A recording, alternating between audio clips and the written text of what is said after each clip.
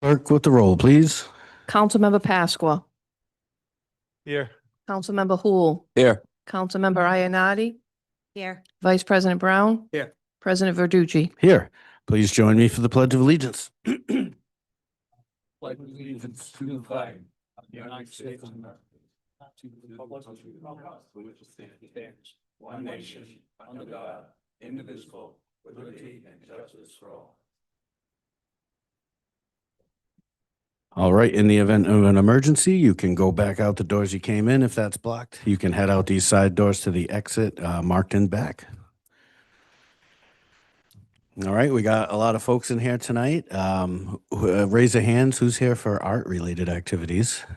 Okay. Just want to make sure we'll get you guys out first. So first, I will need a motion to take the agenda out of order. Make a motion, we take the agenda out of order. I'll second that. Motion and a second. Any discussion?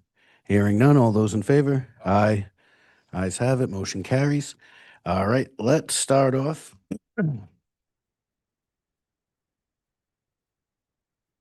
This is item number 2A. And anyone who wasn't aware, we had a tremendous townwide art show a couple of weeks back where we celebrated the town's history.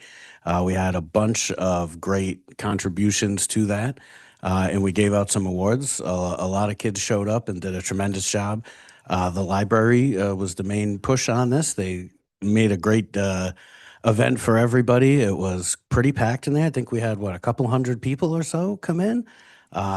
Very, very nice event for something like that to celebrate the 250th. So we have a ton of different artwork. We have winners by grade categories, and I think it was a great night, and I look forward to doing something like that again. So big thanks to the library for organizing it and all the people who helped support. We had our nonprofits there, and it was a really nice night. So tonight we have some awards. We actually have special recognition from not only the town council, but it looks like our Secretary of State has also sent along some recognitions to these young people, which is really, really nice. Very nice of him to do that.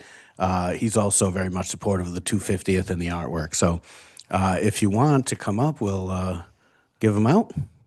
Give these kids some certificates.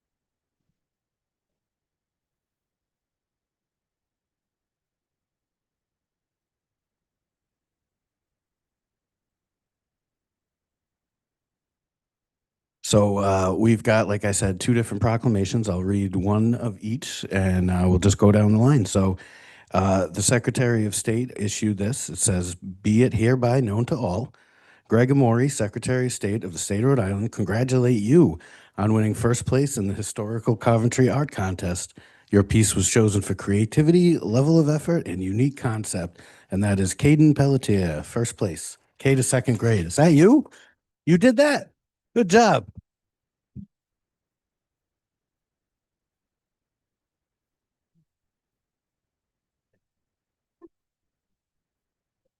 What else do we got? So this one's from the town, but I'll read one of these and then we'll just go through the names. You have them in those holders. So on May 19th, 2026, Coventry Public Library hosted an art contest as part of the town's 250th celebration, asking students to submit their work based on any aspect of Coventry history from any time period. This includes buildings, landscapes, people, and events. In partnership with the library, the Payne House, the Coventry Historic Preservation Commission, and the Nathaniel Green Homestead, we thank everyone who participated, planned, coordinated, and judged the contest. A special thanks to the 3 art teachers, Michaela Gautier, Alexandria McKay, and Carla Paquette for incorporating this contest into their curriculum. Council would like to congratulate all the people up here tonight, and you all did a very good job. They all won in their own specific categories. They took home prize packages worth well over $50, I believe. There was some Baja gift certificates in there, so eat your tacos. I think there was some other good prizes in there too, and they actually got glass trophies. It was very nice, so we appreciate that. Now, therefore, be it resolved that I, John Paul Verducci, Town Council President, confirm that the Coventry Town Council congratulates you all on your winning. In testimony whereof, and on behalf of the Honorable Town Council, I have hereunto set my hand and caused the seal of the town to be affixed this 9th day of June, 2026. Thank you all and congratulations.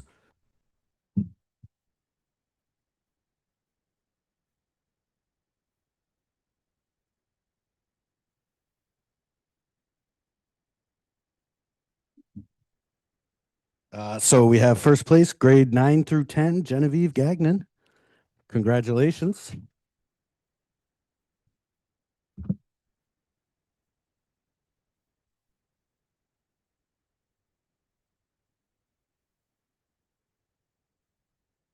And of course, we have Dominic here, grade 6 through 8. He's from Alan Shawn Feinstein Middle School, and he enjoys art, walks on the beach.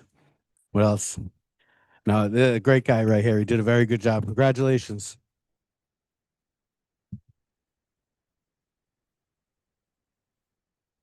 We'll get these out of here for him. But thank you all very much. Thank you all to the parents, the teachers who put this into the curriculum, and of course, you know, the town for coming out and celebrating this. It was very nice and wholesome activities that we could really use around here, and we appreciate the young people participating. Thank you.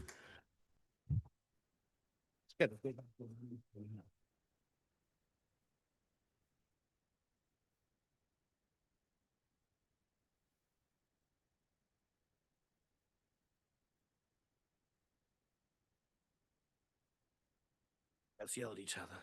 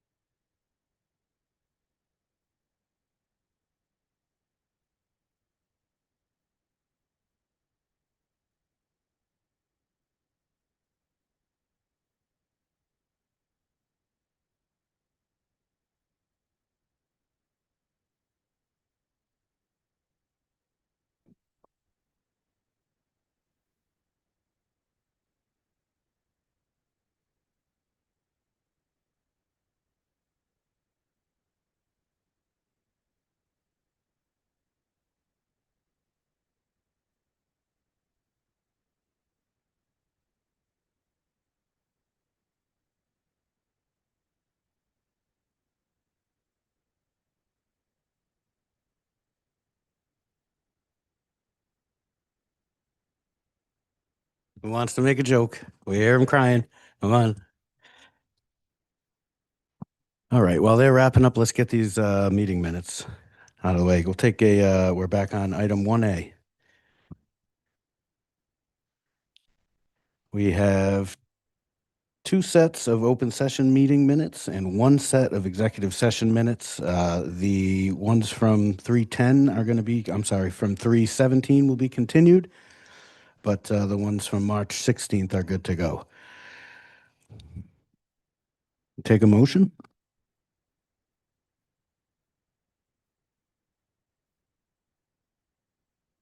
That's March 10th, 15th.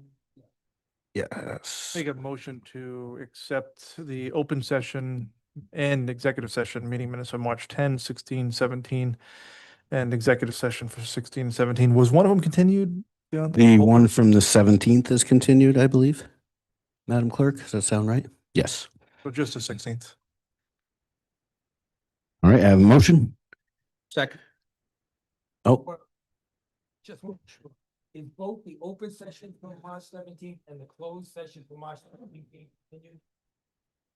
Yes. So I Sorry. amend my motion to be a motion to accept March 10 and 16 for open session and March 16 only for executive session. I'll second. Motion in a second. Anybody with anything to add? Discussion? There's just some corrections here, but now that we pulled March 17th out, I did not break them down between, we're just talking about spelling errors. I don't know if you want me to email them to you, like page 16, line 150, council member is spelt wrong. Director Savetti's name is spelt wrong multiple times. Council President Verdecchia, you see that? Council President Verducci's name is spelt wrong. You want me to email you the list? Yes, we have a new clerk doing minutes, so I'll have to review it careful. Yeah, we Thank got you. page 15, 16, 19, 21, 4 on page 21. Okay. All right. Any more discussion? All right. We will get those corrections on the record. And all those in favor? Aye. Opposed? Ayes have it. Motion carries. Thank you very much. Let's see. I'd like to hop over. I see we have Monique here. It's a good place to go next, Dan. All right. If you want to come up and we can talk while I find it. We have quite a few under here. You know which one that's under?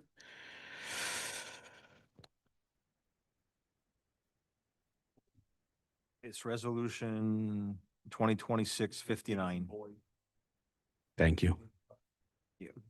2026-59 sewer use There we go. fee and All right. the addition of the well use fee. So Monique's here to explain. I know there was a supplementary document that we sent to you that kind of explained it, broke down the fee increase and basically why we're doing it. In general, there are two parts of the bill, a West Warwick bill and a Coventry bill. Right now, those two bills differ in how they come about. So what we're trying to do is bring some consistency to the billing. So West Warwick and Coventry bills are similar, and will make it much, much easier for our next tax collector to take that role on. So Monique's here to explain kind of what we did and why we're doing it. I mean, what he said is basically it. West Warwick, they have a well user fee, and that's mainly because when people are on a well, we don't know how much water use they have, how much is going down the sewer system. So they have set 9,000 cubic feet. And if you want to say you use less, you can get a meter, and we'll use the meter. If you don't have a meter, 9,000 is what it'll be. Right now, we just use the minimum. But again, we don't know how much is going into the system. So we could be losing a lot of money. There could be a lot more going down the system than what we know. There aren't a lot of well users right now, but with the way Coventry is putting sewers in, we don't know if there'll be more. Right now, we only have 2 residential and 3, I think, commercial that will have any impact because the other commercial already have meters. And as far as the 90%, we currently do 80%, and last year, West Warwick changed to 90%. And they've been doing this a lot longer than us. They know something we don't know, and I'd rather follow them. And it also will make it easier when we're trying to do prorates and stuff, trying to remember, okay, we're at 80%, they're at 90%. It's a lot of math. Thank you very much. And when you mention the meter, is that similar to what we do with sprinkler systems and the deduct deducts, meter? yeah. Okay. All right. I will open it up to questions. Go ahead, Councilman Hool. The well water fee, I almost feel like, in a lack of better terms, it's a punishment to a well user if they don't install. Like, I understand that we have to dictate or we have to account for some usage, but where's the 9K cubic feet number coming from? So basically, But how is West Warwick capturing that? there are 2 different ways you can capture it. There is the DEM minimums, and right now they move from 115 per bedroom to 150. But I actually went through and found out how much it took for a person to live on a daily basis. And if you take a shower every day, you're going to use 17.2 gallons of water every day. If you brush your teeth twice a day, you're going to use 2 gallons. If you go to the bathroom, and I figured like 5 times a day, you're going to use 8 gallons each time, or for the day, I'm sorry. And if you wash your hands, hopefully at least those 5 times and a couple more, you're going to use 28. And then I used a 2-bedroom house, figuring maybe 3 people will be living in that 2-bedroom house. You've got the mother, the father, the kid. At the end, you're using 9,212 cubic feet for the year. If you have a 3-bedroom, you're going to be using 11,636 cubic feet. If you want to say, well, I don't take that many showers, I don't wash my hands that much, I don't go to the bathroom that much, get a meter. So the minimum is 9,000, not 11,000? Or No, are you the basing minimum it? is 9,000. And are you It's basically, they basically just said 9,000 will be the minimum. But if it's a 3-bedroom, it's still 9,000? It's still, everything's 9,000. It's just 9,000. I just went through and just figured out how much a typical person, so you could basically use 11,000. I haven't really seen too many that do. But again, you have the option of getting a meter. And if you get a meter, it's going to cost you probably about between $700 and $800. But it could pay for itself within 2 to 3 years.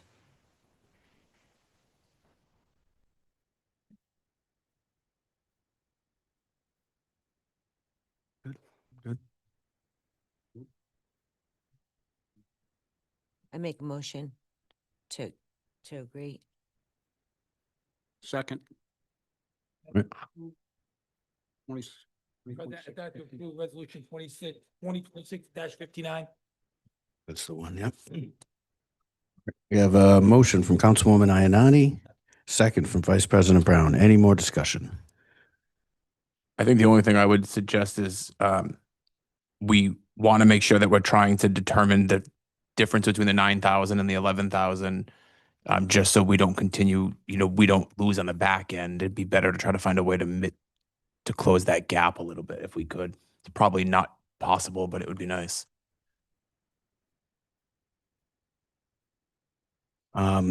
Other thing that might be helpful is if we can, at least crowdsource maybe some folks who install those deduct meters. I know when I went through this years ago, it was nice to be able, I think you guys gave some names and stuff like that. I think there's someone they use to get the Neptune meter, and I believe they're in West Warwick or Warwick.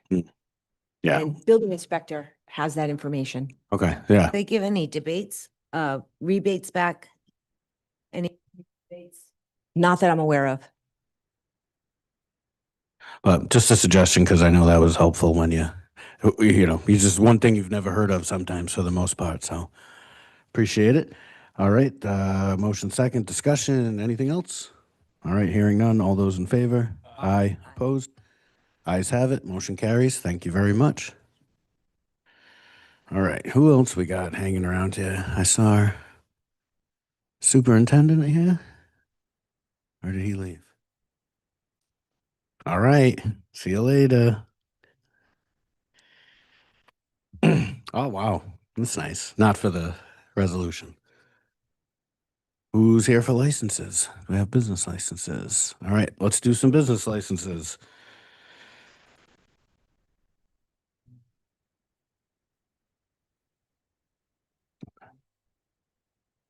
All right. We can move to Section 4. We will start item A, 60-day hawker license, S&T Fireworks. Anyone here from there? All right. Looks like this one's contingent on local fire inspection, but we can't do that until the tent is up.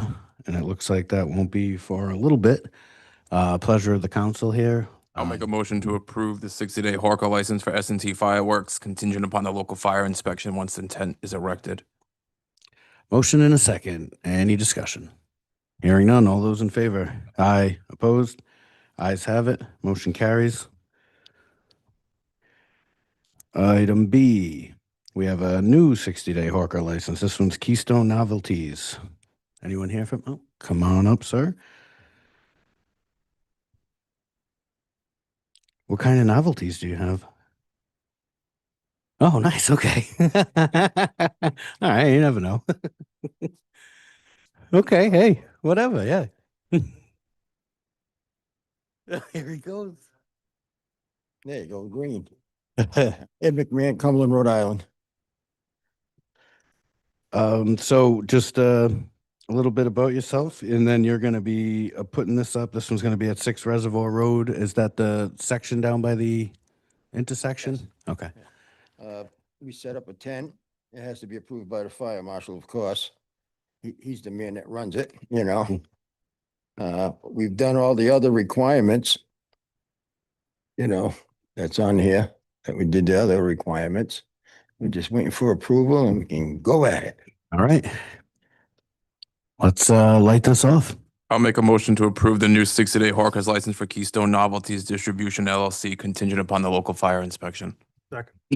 If I could add Sure. a little bit to that, I'm Vice just President. wearing a veteran's hat. Yes. Thank you for your service to our country. You're Thank you. welcome. Thank you very much. We've got first, second discussion, and all those in favor? Aye. Opposed? Ayes have it. Motion carries. Good luck to you, sir. Yo. We'll see you out there. I'm checking out the novelty section. Yeah. Yep. All right. Well, let's move on. Item C, renewal of Body Works license. Anyone here from Massage Cosmo? Oh, come on up. This one is at 6 Coventry Shoppers Park. This is a renewal. Looks like all requirements have been met. And just wanted to say hi, and if you had anything to add. Well, this is starting our third year in business, I believe. So Nice. we're happy with everything. Good. Yeah, no, nice to see you around. A lot of stressed out people, so Yeah. yeah, it's good to grab a massage. All right. Sounds good. I'll make a motion to renew Bodyworks license Massage Cosmo. A second. Motion in a second. Any further discussion? Seeing none. All those in favor? Aye. Opposed? Ayes have it. Motion carries. Thank you, sir. Good luck. Thank you. Have a good night. You too. Thank you. Yeah. Item D, we have a new victualling license and additional hours. Kent County Coffee. Dunkin' Donuts. Come on up. Empty-handed. Hello. Hello. So this one's going to be contingent. We still have a Board of Health approval, and we just want to get our approval before you close. So where are you heading and what you doing? Well, we're looking to acquire the location on 800 Tioga Avenue, family-run business. We've been in business for 32 years. Yeah, so basically just a change of ownership. We've done this a few times over the years, and looking forward to starting up in Coventry. I don't think anybody here is going to argue with the Duncan. Good. Make a motion to All approve right. a new victualling license, additional hours, Kent County Coffee, LLC, DBA Dunkin' at 800 Tioga. Thank you very much. Oh, sure. Motion and a question, Vice President Brown. Just a quick question. Sure. You're going to retain all current employees there? Oh, yes, absolutely. We're, a couple of the managers we're retaining the managers that are there, or they're stepping up to management if they were an assistant manager. And we're visiting the stores tomorrow and the next day as meet and greets with our human resource manager. So, and we're really close. I mean, we're really close to the existing franchisee. Well, we've known her for 25 years. So it's never an easy transition, but it's easy in the way that we know the people involved, you know? Because most people are Coventry residents, so it's important to keep that help here in town. Oh, absolutely. Understood. Thank We always try to keep everyone. Yeah. Thank you. Thank you. Good. Anybody else? Good. I think we just had a motion. I think we need a second. Second. We have a motion and a second. Any further discussion? All right. All those in favor? Aye. Aye. Opposed? Ayes have it. Motion carries. Continue to run on Duncan. For now. Yeah, well, that's right. Here we go. Item E. New victualling license. This is Coventry Eats LLC, DBA Ham and Eggers, Washington Street. Come on up. Long time coming. We know you've been through it, man. How are you? 10 How are months. you? 10 months. Oof. So a lot of us have been following your journey here. I don't know if you want to say anything. We're in, I'm excited. Yeah. I'm very excited. 10 months in the making. I left my job to do this. Ah. I can't wait to get it going. God bless you and good luck.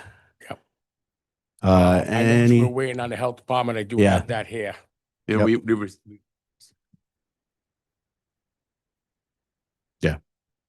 All right, any motion? we received We that got it, via yeah. email from Madam Clerk All right, right before perfect. the meeting. Thank you. Thank you. I'll make a motion to approve a new victualling license for Coventry Eats LLC, DBA Hammond Eggers. And thanks for cleaning that property up. It looks great over there. Yeah. Thank you. Great Thank job. you. Motion, a second and a second. Any discussion?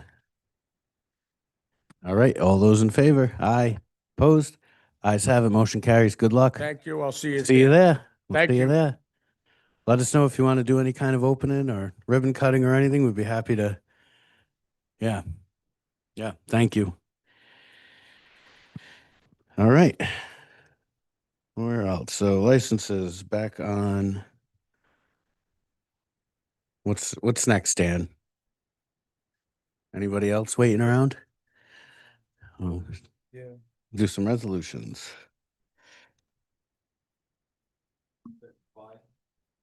Great. There it is. Okay, so these should be relatively straightforward. We're on section 5A. These are resolutions. First one is 26-58.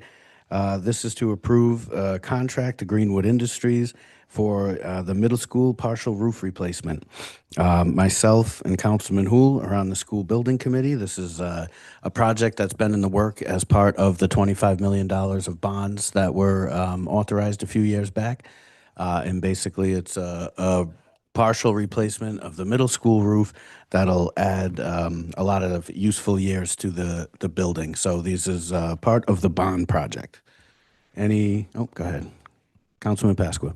Make a motion to approve resolution 2026-58, approving the contract to Greenwood Industries LLC for the Allen Shawn Feinside Middle School partial roof replacement in the amount of $4,324,000. We've paid out a school bond of $25 million. Second.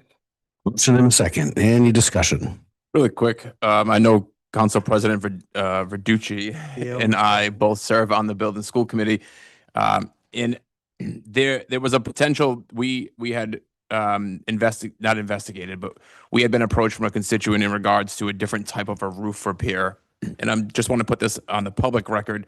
The Building School Committee meetings are held live stream, but there was potential to not have to spend where we could have added a silicone layer versus a partial roof replacement. We did explore that option. The issue was the company didn't bid on the project, and the fact that the Allen Shawn Feinstein School's roof has been let go for so long, it eliminates the potential chance of a repair versus a replacement.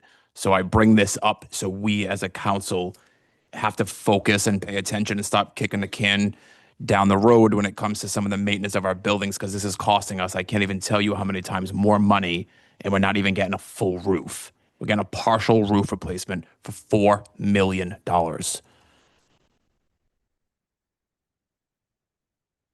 Thank you. Any more discussion? All right. All those in favor? Aye. Opposed? Ayes have it. Motion carries. On to item B. This is the resolution that goes along with the hearing. We already did that one? Nobody checked it off my list. That's crazy. Resolution 2660, requesting the transfer of the David Whitman Monument from the town of Coventry to the town of West Warwick. What are we getting? Yeah. Well, good evening. Good Pierre evening. Rodbeck, Welcome. Assistant Town Manager. So there are a number of monuments in front of the old police station, and they're all monuments to war veterans. There's hope and dreams for us to create a memorial park in front of Town Hall so that all of the various monuments that we have can be in the same place. But there's one monument that doesn't exactly fit, and it's a monument to David Whitman. David Whitman was known as the mill doctor. He was one of, if not the most accomplished cotton mill engineers in the 1800s. And he was born in Coventry, but that ends his connection with the town. He was known as a mill doctor, worked on mills from Maine to Pennsylvania, But one of the ones that he worked on was the Phoenix Mill in West Warwick. He worked there when his family owned the mill as a spindle boy, and then later on in his life as its engineer. So that mill is right by the really nice little square in West Warwick where it really makes sense for this monument to be. So because it is property owned by the town, you are the only ones authorized to give it away. When it comes to putting together some ceremonial turnover, I can provide a proclamation that has a lot of the history and how important he was to the industry around here. And I've included in the discussions about this all along our Historic Preservation Commission. And you'd be surprised when I was doing the research how many people came out of the woodwork. There was a gentleman that gave me a whole binder on the history of David Whitman. You know, and he was a handsome guy in a sort of Ichabod Crane kind of way. But I'll be happy to provide something ceremonial for the actual turnover. But this is just a simple resolution to authorize us to give that monument to the town. Just curious, logistically, how does that, is it something West Warwick's gonna come pick up or? Facebook? Public Works Director is working with their Public Works Director on the exact location Yeah. and whatever podium it needs. It's actually looks, it's not a fancy monument like the veteran ones are. It's more something you would see in a cemetery. Mhm. So it doesn't require cranes and such. Are we getting any Ochre Legends back, or is this just a one-way exchange to the new? We'll leave that to y'all to negotiate. Right, Yes. just curious. Yeah. All right. Sure, go ahead, Councilwoman. I just have one question on that because it was donated to the Historical Society, 1975? I actually looked up that monument. It does look like a memorial, a tombstone. Yeah. But anyway, does it carry any donation conditions or transfer from like 1975 with that? It does not. And I contacted Norma Smith, who is the last president of that organization. That organization isn't really in, they don't have members and aren't taking memberships and things like that. So she, as the last sort of one that was really active in that association, is aware. And we had a conversation about it. Thank you. You're welcome. All right, we'll entertain a motion to give this Whitman to be a wizard. I'll make a motion to approve 2026-60. I second. Motion and a second. Any discussion? All right, hearing none. All those in favor? Aye. Opposed? Ayes have it. Motion carries. Thank you. Thank you very much, Maria. Yeah.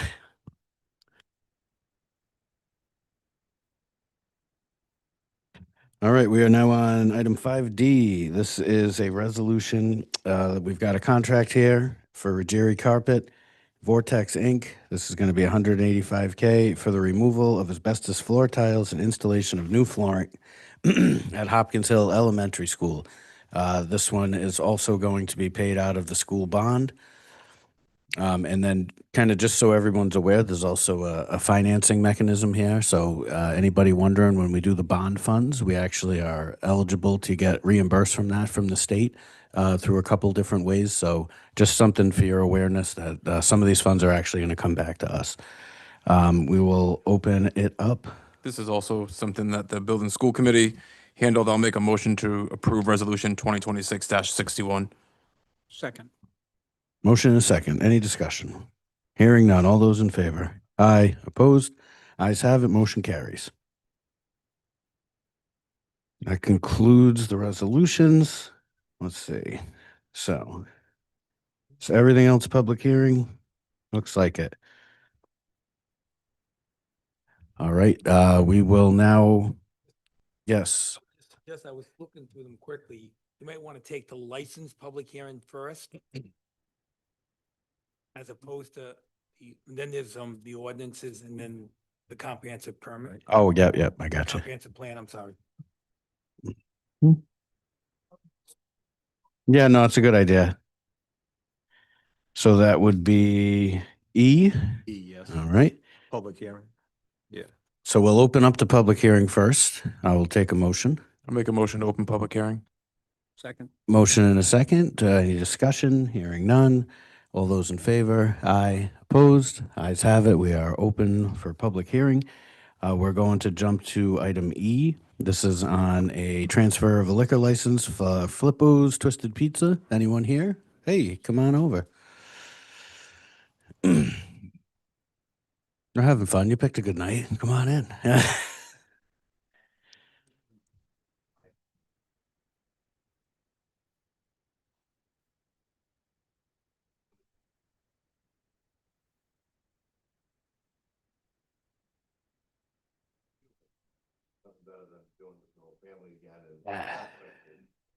That's cool.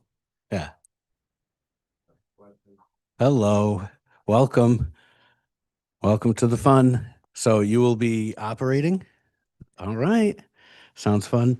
You'll enjoy us. Yeah. A lot of great people here. Did you? All right. Here we go. Yeah, good. So you can't torture anybody like you do your own family. So that's very nice of you to do. Yep. No, we appreciate it. Anything else?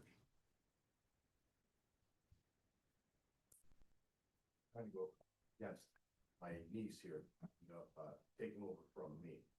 And the only argument they had is my niece here embarrassingly worked for my young settler. And when she left there, she had signed a non-compete. And realistically, the non-compete's not worth the paper it's written on because I have documentation that I have on the whole company already. And I've never wanted being in a family business. And again, this is extremely embarrassing to me as my family. I created this business for the whole family, including my brothers, my nieces, my nephews, everybody to be involved. And she was gonna purchase one of their restaurants, and if it's not for a reason, we were actually selling one of ours to one of the family members. She approached me, and I decided to move forward with it.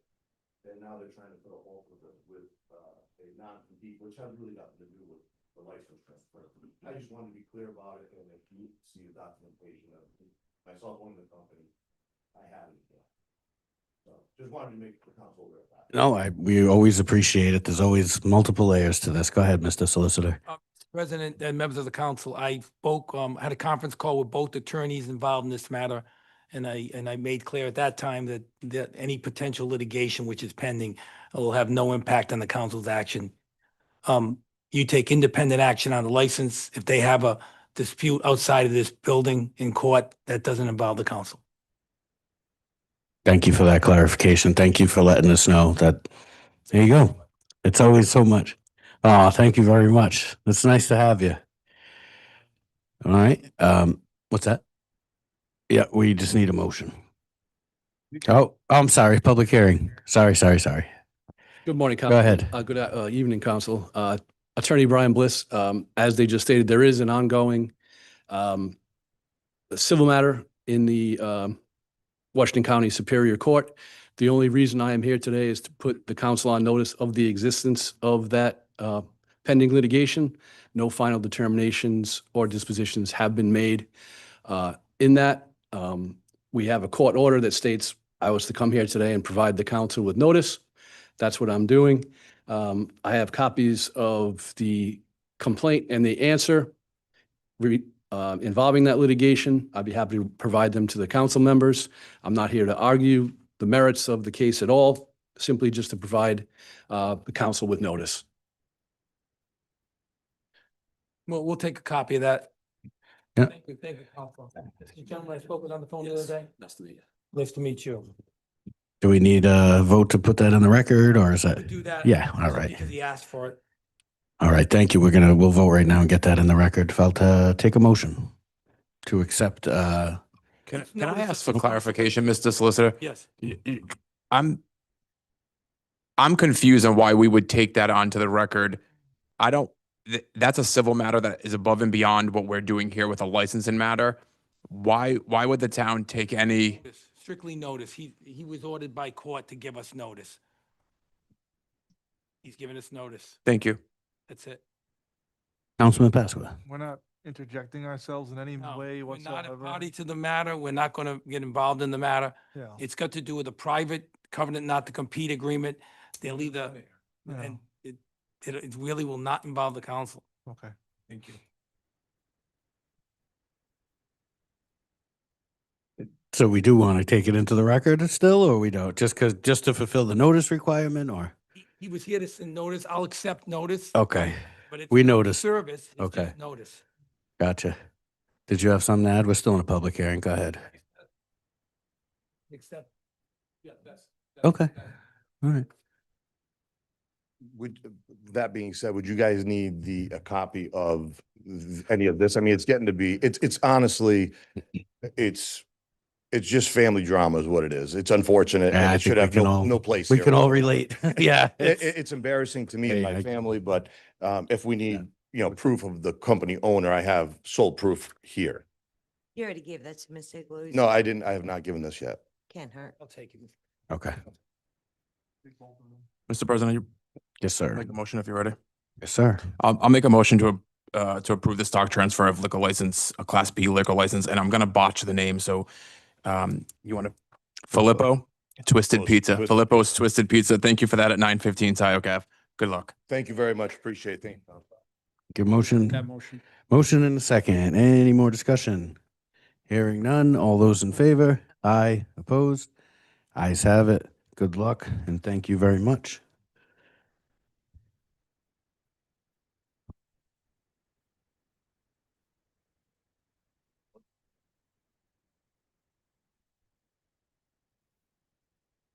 Yeah, absolutely. Yeah, I'll drop it. Where should, Is it, copy machine here? I don't know. I don't know. I'll just bring them tomorrow then, drop. Can you do that? Oh, thank you very much. This is my original. Yeah. No worries. All right. Looks like the rest of tonight's calendar is going to be ordinances. Yes, sir. Just to be consistent with, I think, I don't know if the whole council was here, but I would ask you to take, when you get to it, items 26, 20, 202605 through 202616 as a block. And then I will explain, as you recall, some of those who were here, one of these ordinances, the key ordinance that I'll describe to the board, and the rest refer to that ordinance. It's got to do with security. Maybe, I don't know if Councilman, it doesn't have to be done now, but when you get to those ordinances, I would ask you to take. Yeah, no, that helps. That's a big group of them. We could just, and on this one, this is just to set the stage for all the other ordinances for everyone. These are the second reading for all of these, or most of these, all of these. This is the public hearing. This is the public hearing. These. Okay. So, take care. Public hearing, Mr. President. So- The second reading will be on another, it's going to be tonight. I guess they're planning on taking action tonight. Okay. So we're going to do a couple different things with that. If it's the pleasure of the council, do you want to do that block first where these are all in reference to the types of credit we're going to take? All right. So in that case, we are on page 3 of your agenda. This is starting with item H. This is public hearing of ordinance number 26-6. As the solicitor mentioned, the 2020, it should Oh, start with 5. G. Sorry, G. 2025. So we're going to be going from letter G to letter R. And these are going to be ordinances number 2026-5 through 2026-16. These all relate to a similar piece of the code where we are looking to codify exactly the type of credit we're going to take from developers or others doing business in town for these means. Is this one where I read them all, or what's Would ask that we, if you will, in with 20, 2607, which is the critical master document all these other ordinances will Gotcha. relate to.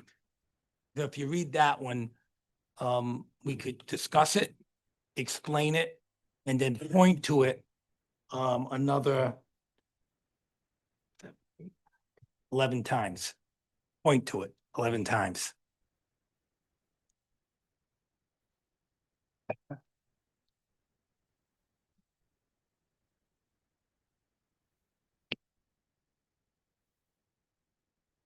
Are we good enough, or do you want me to go through the whole thing? Okay. So we are now having a hearing on 2026. We are on -07, Amendment of the Town of Coventry Code of Ordinances, 2008, Part 2, General Legislation, Chapter 123, Financial Security.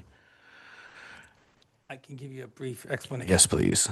So, at the direction of the planner, the town manager, and even some questions and concerns about the council, there was a desire to have a uniform method of security, financial security, required with regard to any and all projects, regardless of whether they're in the zoning, the planning, the building department, have one master list of what this town will accept as a security whenever a developer or a builder or anyone who interacts with the town is taking action in the town that could have a negative effect on the town, a bond or a security would be posted.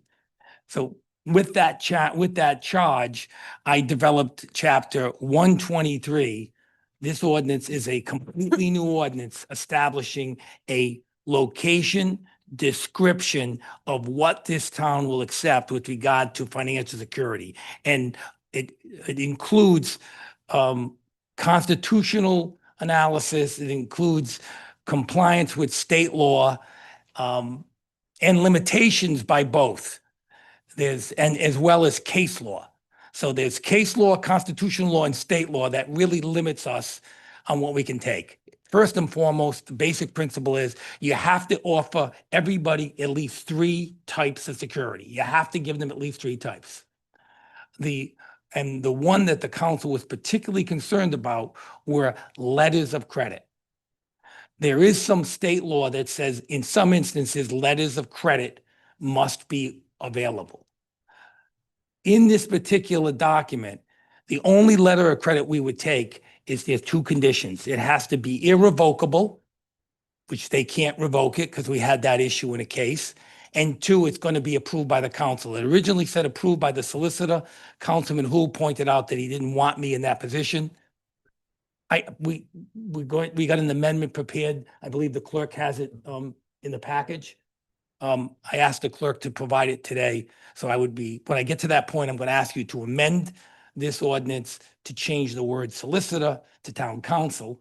So the 2 conditions for a letter of credit, which are required in some instances, is 1, that it's irrevocable. So they can't be revoked. And 2, you have to approve it. Now, the other 2 opportunities we provided in this document is cash, actually escrow cash on deposit, or surety, or we didn't go with bond, we went with irrevocable trust agreement, which was another method. There are other methods available that you can provide, but those would be the 3 we're focused on. Performance bond, cash on deposit, cash in your escrow account, a irrevocable trust agreement, or a letter of credit provided it's irrevocable and you pre-approve it. I believe that satisfies the constitutional requirements, the state law requirements, and the best we can do. We can't limit it to just cash. And that's what I would have loved to do. And I know the council would want that if they could, but I could not do it. The law would not allow. So that's what this ordinance does. It just now changes. It used to say bond in some places, surety in other places, cash in some places, letter of credits in other places. We now use the term financial security, and financial security means the 4 things that I just said. That's what chapter 123 establishes. If we stop there, and I asked Councilman Hool to make an amendment to change the word approval by the town solicitor to approval by the town council. This would be an appropriate moment to make that amendment. If we have that, amendment. Just so we can have the document in proper form. I can make a motion and amendment at the same time if Council President's ready. Yes, sir. Go ahead. I'll make a motion to approve ordinance number 2026-07, the amendment of the Town of Coventry Code of Ordinances, 2008, Part 2, General Legislation, Chapter 123, Financial Securities.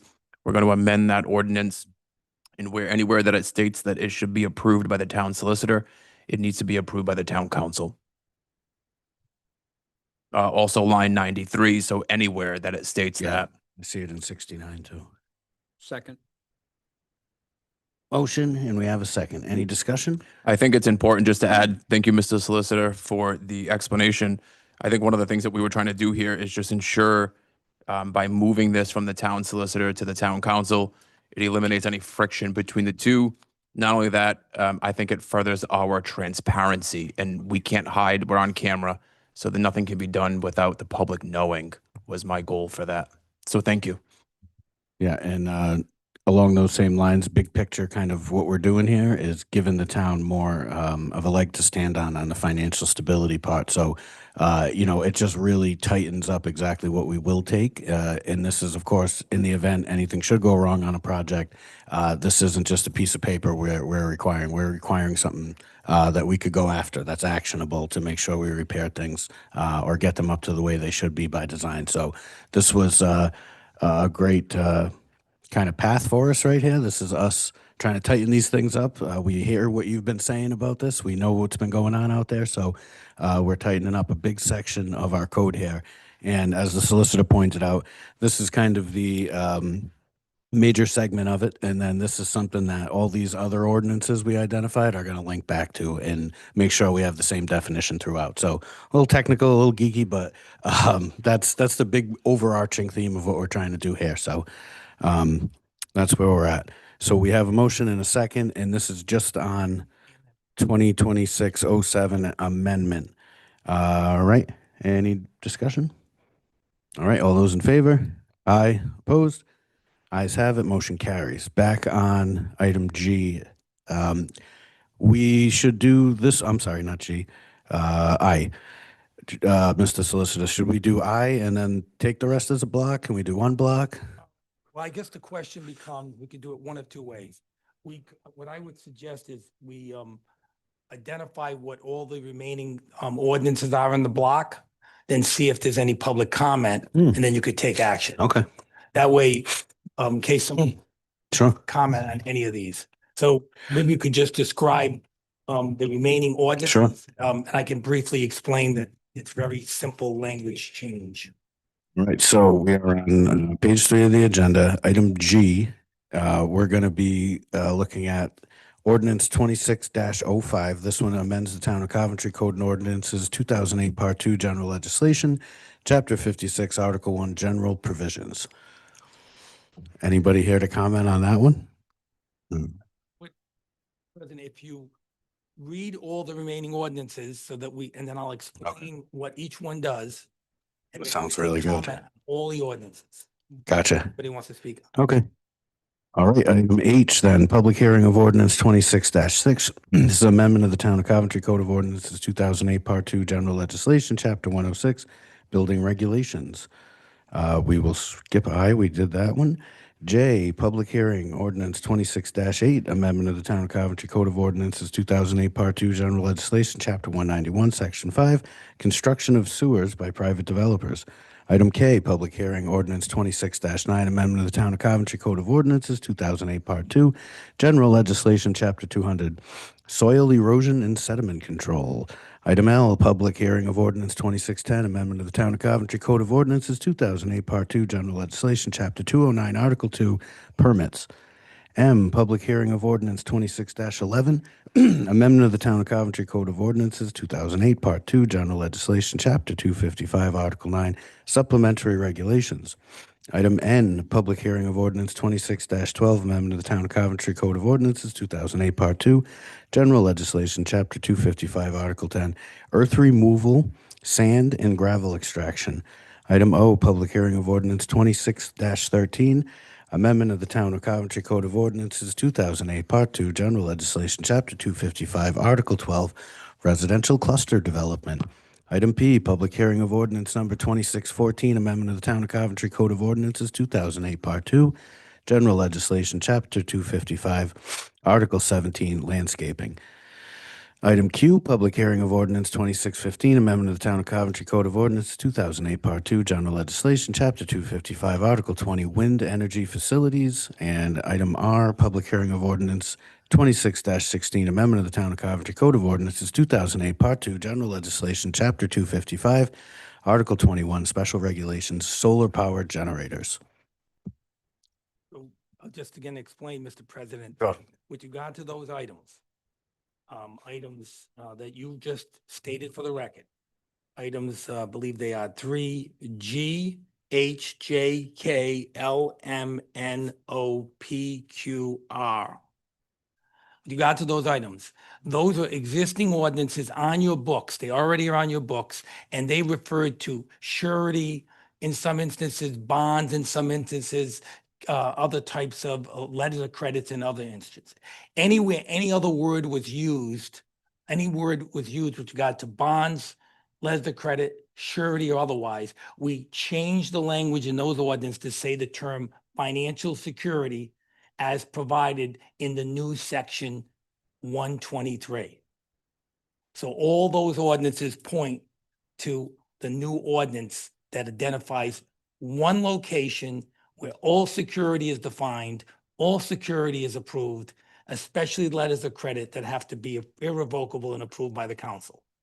So with that said, that block, that's what this block does. It just creates a unified location of an ordinance for the definition of security.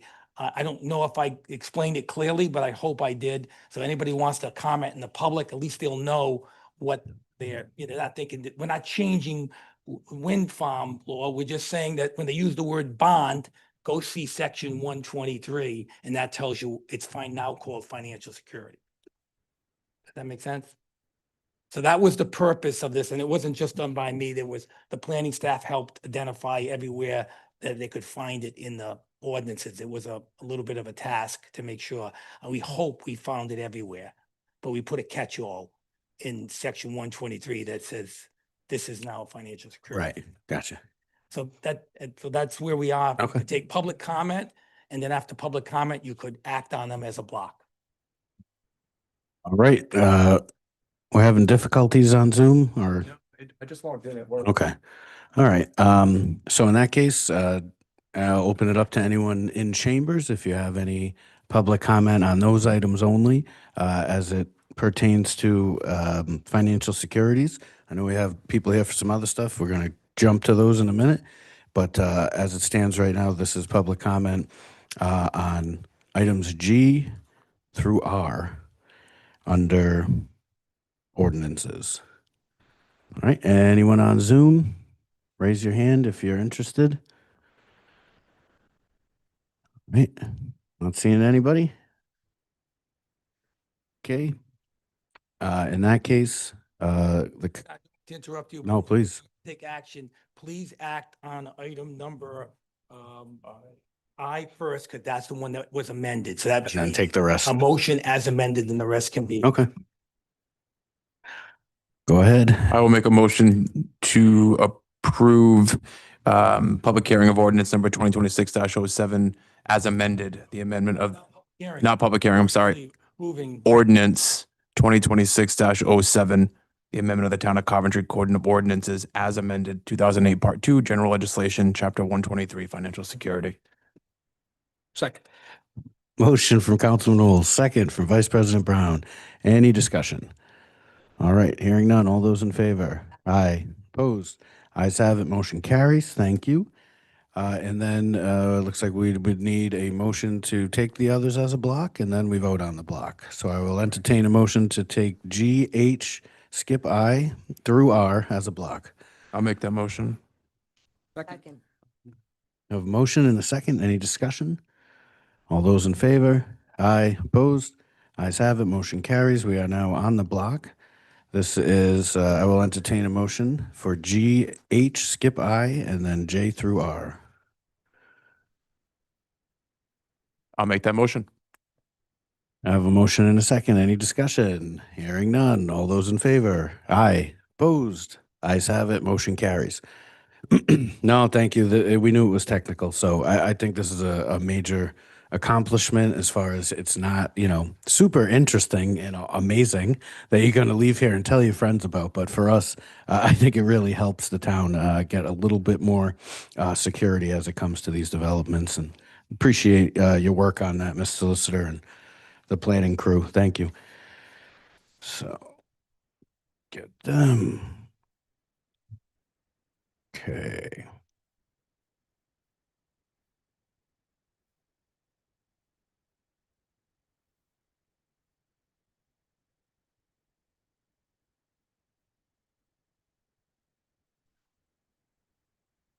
That'd be TNT. All right, so we have gas stations and kennels to talk about. Show of hands, who do we like here in the crowd? We have a lot of people here for one thing. Just interested if we're kennels, or are we? I'm just trying to judge where the gas stations for you. Okay. All right. Let's see. Let's get you up here then. Gas stations. Yes, got it. Okay, so for those of you in here or following at home, we are now on section S, item S on the ordinances. This will be public hearing of ordinance 26-18, amendment of the Town of Coventry Code of Ordinances, 2008, Part 2, General Legislation, Chapter 255, Article 9. This is supplementary regulations, and please go ahead.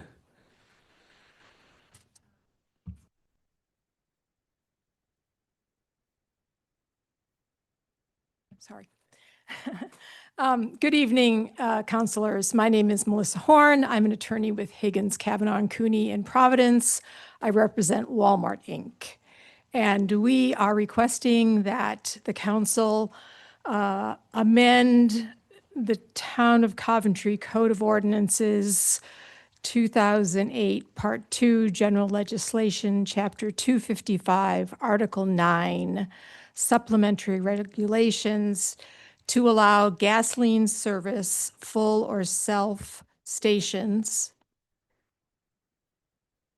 as a new permitted use in the business park zone.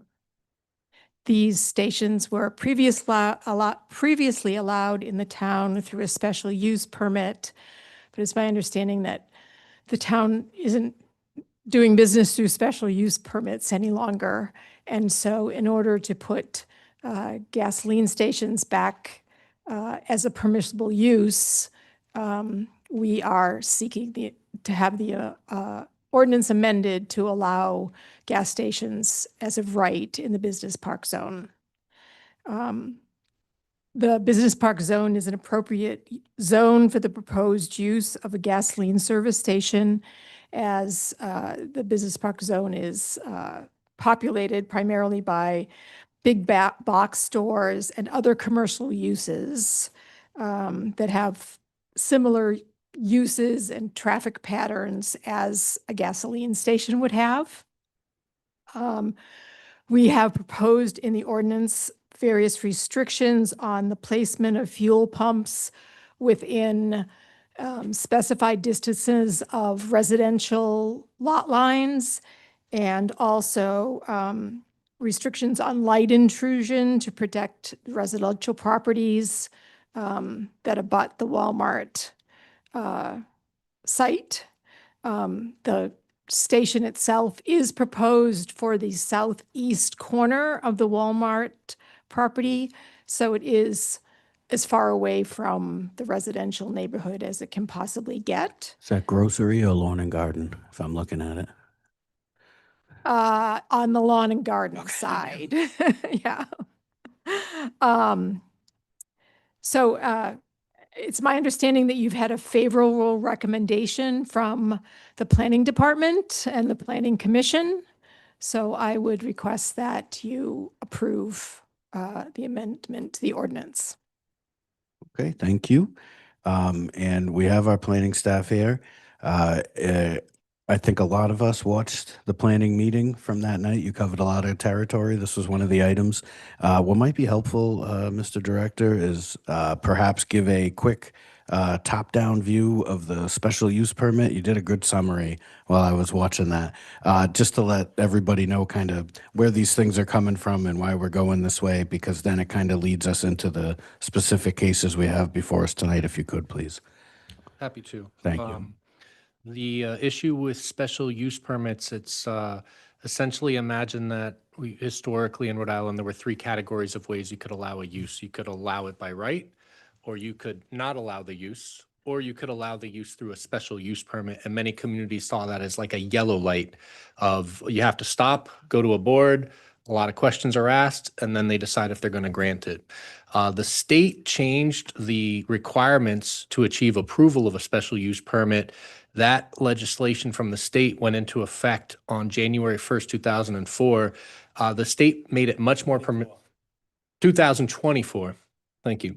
The state made it much more permissible to achieve a special use permit approval. Essentially, it went from a yellow light to another type of green light. The town historically had a lot of uses that we relied on the special use permit tool to gain extra levels of review. However, we did not anticipate wanting all those same uses to become much more permissible. The town's reaction, instead of trying to split all the hairs and figure out exactly how we wanted to handle each and every use, is we took everything that was previously allowed through a special use permit and we basically made it not allowed. About a year after, just go ahead. Time pressure. Yeah. Yeah, it's because the state law was pending and there was a clock ticking, and the kind of work that's needed to do what we're doing here with gas stations, we didn't have at the time. About a year ago, we brought a lot of those special use permit uses back and allowed them by right without a lot of additional code. These were examples where I wasn't sure why it was a special use permit. An antique shop being a special use permit in a commercial zone. We just thought at that as a use that should just be allowed by right. But there were a lot of uses that we felt wasn't going to be straightforward. This is not a use that we're just going to turn on and say it's allowed. It needed additional regulation. Gas stations fit into that category. The reason why we're here today is because there was an outside applicant that wanted to pursue a gas station. It's always been the town's intent that we will allow gas stations in the appropriate zones again. This just gave us the opportunity to do it now. The code that we've drafted, we feel does provide additional layers of protection, meaning that although gas stations per this ordinance would be allowed in the business park, we're requiring separation distances between residential uses or other certain criteria. The pumps themselves have to be certain separation distances away. We did that because that's what we feel would be, if they met all those criteria, planning staff would feel comfortable with that use being allowed. So we've added those regulations. We feel like that's appropriate to consider the use by right with these additional restrictions and protections. That gives you a little background, and then whether the council, it's your pleasure to take our ordinance 2006-18 and 2006-19. 19 is very much a companion ordinance to this, where Walmart's not asking for gas stations in the general business zone. That's Tioga. The town has always wanted to bring them back to that zone. We're basically taking a companion ordinance and suggesting, let's finish the deal. Walmart has what they want in their zone, but a companion ordinance completes what the town feels is appropriate for gas stations while we have attention on the matter. I really appreciate that. I think it's helpful for everybody watching and listening, and of course for us up here, to kind of set the stage that this isn't, this is something where it gets us moving forward to get business back to the way we want it, but it adds in layers of security. It's not just kind of opening things up. So I appreciate the summary, and the background I think helps. This was us trying to be proactive to not just let things come in under special use. And now we're not just taking this, the Walmart case as a one-off. We're going to be proactive with that, and we're going to make it in the code, and we're going to codify this so it makes sense going forward and gives us the necessary controls we need as these businesses come in, that they're in the appropriate zone and they follow all of the code that's before us tonight. So thank you very much for the setup. I can see if there's anybody else questions, if we want to do comments. Want to do comments first? All right. If you want, hang around. We'll go at it. So open this up to anybody here in chambers who wants to come up and speak on. Just make sure we got it right. This is going to be ordinances 26-18 and 19. Come on up.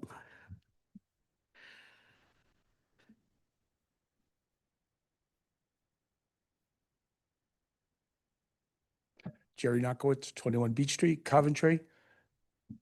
President of the Coventry Conservation Commission. That's the hat I'm wearing right at the moment.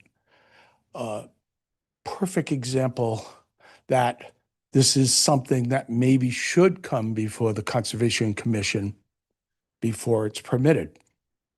And I know that's been a little bit of a hang up on what should come before us, what shouldn't come before us.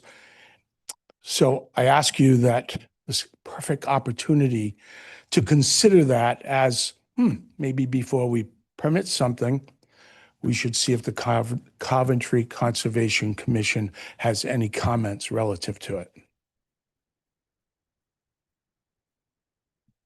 At this stage right now, we are able to act on this one tonight because it's a second reading and a public hearing? Okay. So just for everyone up here, if it's, did you happen to have anything prepared on this specifically, or are you saying going forward when a specific location comes up? I have nothing prepared specifically for this gas station. Right. But I do appreciate, going forward, I always appreciate the Conservation Commission. They're people who live here. They mean well. They're experts in their own rights. So I always appreciate another layer. Did you, Councilwoman Ionati? I do. So the regulations now, the supplemental, they cover pavement, curbs, landscape, setbacks, and lighting, but doesn't say anything about underground tanks of storage for gas stations, right? Correct? So we should have a leaking of fuel. So to approve that, there's nothing in there covering us for any of that, correct? Correct. Which would be, so That could be, is that DEM, Doug? Those underground storage tanks? I was certified in underground storage tanks for 10 years. That test is given and administered and regulated through DEM. DEM. Thank you. and then it has 100-foot setback from homes on the permissive end, but that's not saying future growth, correct? I'm sorry, I don't understand the question. So it says 50 feet from non-residential and 30 feet from a road for a use involving fuel vapor, the fire risk, 24-hour lighting. It's where Narragansett requires a special permit for about a dozen criterias, but Coventry is choosing the lighter end of the right path. So my question is if we're allowing this tonight without looking into everything that comes with the gas station, should we just be approving something without looking long-term into what the effects are of this? Is my question. I mean, we're given agreement to a gas station, but there's a lot that goes into that.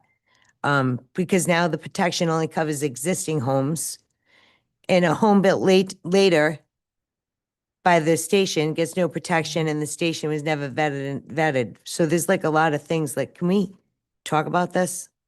Because I think there's a lot of things that it's built on a 27-year-old plan that never contemplated gas stations. So we're looking at a 1999 comprehensive plan, not a new one. So we don't even have our new comprehensive plan, but we're basing this gas station off. Well, the comp Hold plan, on. that's before us tonight, the comp plan. But I mean, I don't think we can make rules now for Basing- future development. Standards. I'm saying your comment about the housing, if houses are built after the gas station is there, I don't think there's any way to regulate that. I would note the concept that perhaps a house could be built in the future near a gas station but isn't. If you look at line 57 of the code, this is the new standard number 11. Fuel pumps, this is the ordinance, I believe we're on 18. This is, it says fuel pumps shall not be located within 100 feet of residential zoned properties or a property that is currently being used for residential use. So I think the residential zoned properties covers future growth. Councilman Hool. I'm in support of wanting to grow businesses. One of my concerns, and I did send an email to planning back on May 27th before the planning meeting. One of my concerns, as you guys know, I'm a real estate agent, and gas stations play a particular role when it comes into the sale of what they consider real property. There's an FHA rule that has a buffer of 300 feet from any FHA property. So what I want to make sure is I think 100 feet buffer is small, and I think it wouldn't be a problem if we didn't have 1,000 units coming in. And most, we have residential units coming into center of New England. So to benefit Walmart, but to potentially damage the residential values of the property is my concern. I would have liked a more solid measurement area to really kind of identify, 100 feet is not much. And I don't care how well you filter light, 100 feet, you're still going to see it. That's my largest concern with this is nobody took into consideration any of those mortgage requirements when buying or selling property near a gas station. Yeah, I think that's fair. We definitely didn't consider federal lending rules. I mean, that's something that you're familiar with. When we did look at this code, my staff did look at comparable code across other communities. And we do feel like we found the right balance between a separation distance that provides some limitations. However, if the council wanted to consider increasing that residential separation distance to 300, I think you certainly could. The balance is you're making it a little tougher for gas stations. You're protecting residences. I think that's a number that you certainly could still amend this ordinance to if that made you feel comfortable. And would that be based on the zone it's in? Could you bifurcate those, I guess is what I'm getting at? Or, once you have the code set for all business zones, that's what applies to all zones. So, essentially Walmart versus gas station on Tioga Ave. No, we could draft this code to be specific. Right now, it's assuming that the use is allowed when the zones it's allowed. And the code you're looking at with 2006-18 ordinance 2006-18, it anticipates we would regulate it the same in all zones it's allowed. Keep in mind, what 18 is seeking to do is to allow it just in the business park because that's what Walmart came for. 19 suggests that we should also allow it in the general business zone and the industrial 1 zone.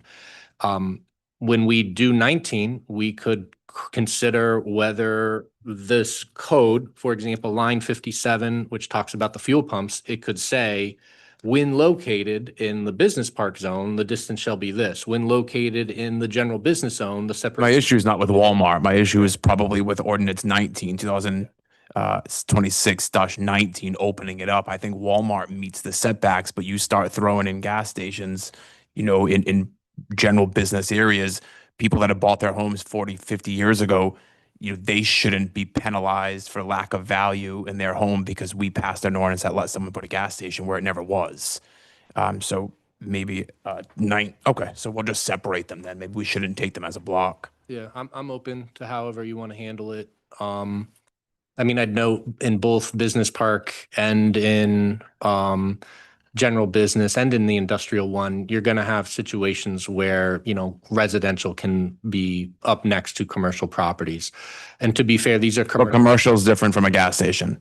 I want to separate the two because commercial is commercial. I'm not denying commercial. What I'm pushing back at is a gas station that's going to have a direct value impact on residential. Yep. And that code would allow you to create specified separation distances, and we could do that in this code by zone, if that's the council's pleasure.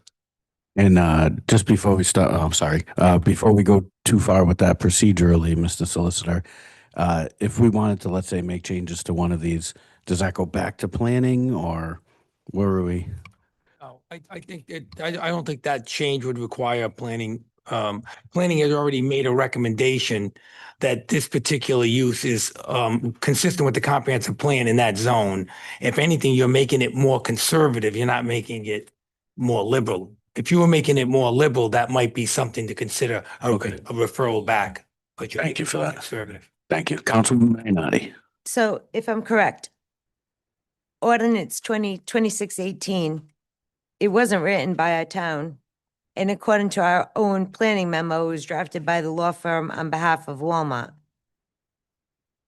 to allow the station and the Walmart property and the traffic study being relied on the attorney of Walmart and not us. Then the 2619 takes the standards that Walmart proposed to us and they spread them around the general business and industrial zones townwide. So basically, this is allowing Walmart to dictate where we're going to put gas stations? It's a little more complex than that. Walmart's ask was that they wanted to allow gas stations in the business park zone. Town staff worked with Walmart and suggested this is a use that we're going to want additional regulations around, and town staff came up with these separation distances that you see. When we drafted it, granted, we're open to changing that. 100 feet to residential could become 300 feet at the council's pleasure. We drafted them as regulations that we thought were applicable and appropriate across all of the business zones that we're considering, which is the business park zone, which is just center of New England, and all the parcels. It may not just be Walmart. This would allow other parcels in the center of New England area to have it. The general business zone, which is Tioga and Sandy Bottom, and then the industrial 1 zone, which is really primarily up in the northeastern corner of the community. So the idea was we felt this was a good basis of standards for the use across all those zones. Since Walmart only wanted it in the business park, essentially we brought in the regulations we thought were minimal to consider it in the business park. 19 is a separate document because we thought while we have attention on it, why don't we also address it in the other zones that the town thinks we should bring this back to? At any given point, the council could direct us and suggest they don't want to see gas stations in Tioga or Sandy Bottom or the industrial, and then we just don't act on 19. We could just leave it as acting on 18. In my opinion, we tried to do what we thought represented what's on the ground now. There's a lot of gas stations in these areas now. If a gas station wanted to, let's just say, make a modification, right now, the use isn't allowed. They couldn't modify anything. They're not grandfathered in? They're grandfathered to continue to operate, but if they wanted to, let's just say, add a pump, expand the area a bit, that would be technically a use variance because they're expanding a use that's not allowed. So would we be better off bringing in a special use variance? Again, I know the town wanted to get rid of those, Well- right? But it's almost like if it's not a one size fits all, it's almost like that's why that was designed like that. I'm sorry, when you said special use. Like a variance, special use, you're saying the town is trying to get away from special use and you're trying to just codify these rules so they're even across the board. Yep. But by doing a general business even across the board, maybe something to that effect does need to be a case by case basis. Well, I think the goal is to come up with regulations that we feel comfortable that, for example, in a business zone, business park, Tioga, and the general business owner industrial, that if a gas station met these regulations, that we would be comfortable saying, you still have to go through a building permit process. You still have to go through a town review process. You'd likely maybe in front of TRC and then our board, but that the use is something that you can pursue. And that's what this allows. The idea is that if someone doesn't meet these criteria, let's just say they're 299 feet away from a residential property, they can seek a variance, and then they're seeking that variance from a board, and the board has the right to say no. So really the idea is that we want a base of code that we would feel comfortable. If a gas station met this code, we would feel comfortable knowing that they have a by right path to development, assuming they get all their licenses, assuming that they've met the criteria of TRC and all the other development standards we have. So it's really, do we want the use to be allowed given the criteria that's here? And if we think it's too liberal, we can make it more conservative. I think it's based off of what Walmart wants. I mean, I think it needs to be based off of what the people want, not to mention, I don't understand why we don't have any protections for our environment, like the stormwater spill containment, leakage. That should be written in our information as well. That's just not DEM. That needs to be us, that we want that written in as well, because that's a huge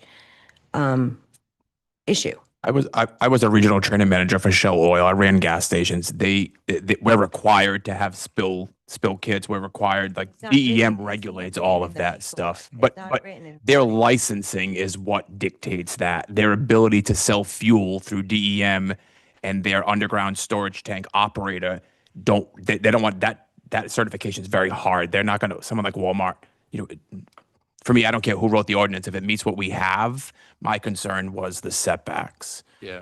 But what you had just stated about making this even, it actually kind of raised, sorry to interrupt it.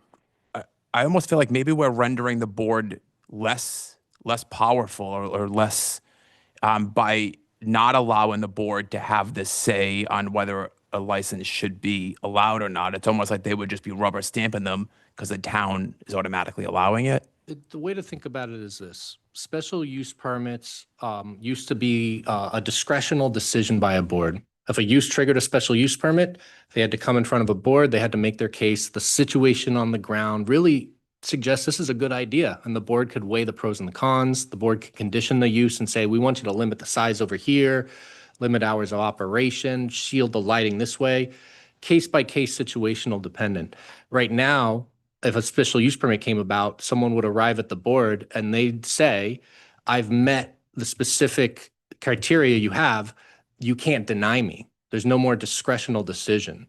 The idea is that if we were to say, let's put them in front of the board for a special use permit and the criteria they have to meet is to be 300 feet away from residential, they'd show up and say, I meet it, you can't deny me.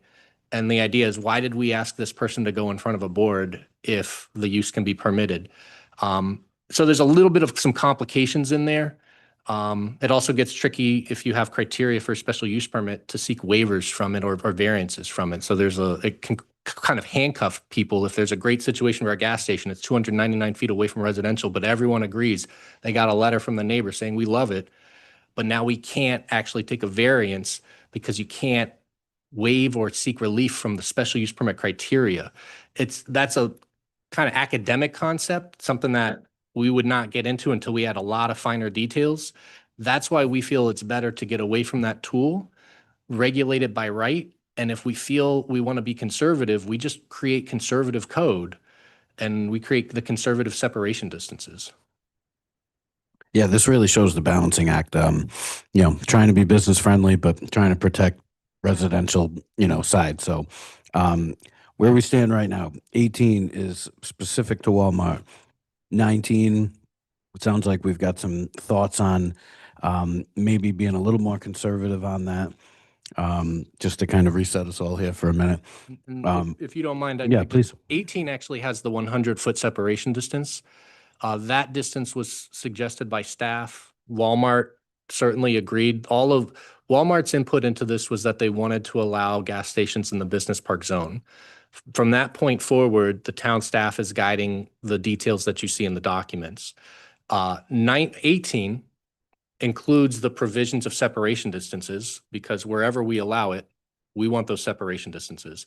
19 adds that use to two other zones, the general business and the industrial. And then the other thing 19 does, and if you look at it, I don't want to get into the weeds of it, but it does some general code cleanup.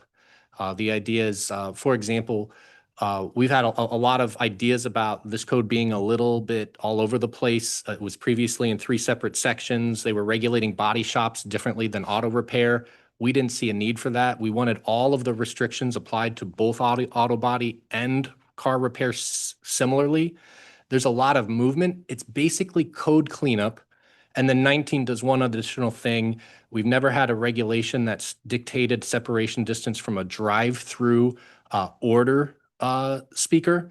We thought it was appropriate. It's code I've seen in other communities, and I think it's good code. If someone has a new drive-through, the order point is something that should have a separation distance to residential. So we suggested a 100-foot separation there, which is code we've seen in other communities. So there's a little bit of code cleanup along with a couple of ideas that we thought should come with auto-oriented uses. So 19 is a little bit of a miscellaneous cleanup that we didn't think Walmart should be petitioning for. That's really more now into what town staff thinks is appropriate. No, again, I appreciate the proactiveness when you're addressing one to try to clean up like we did with the other bit of code. Councilman Hu? Could we get clarification from the representative from Walmart on their behalf on what the setbacks are? Walmart is quite ways away. We can solve 18 here. Do you know the setback from your pumps to your nearest residential? I do not.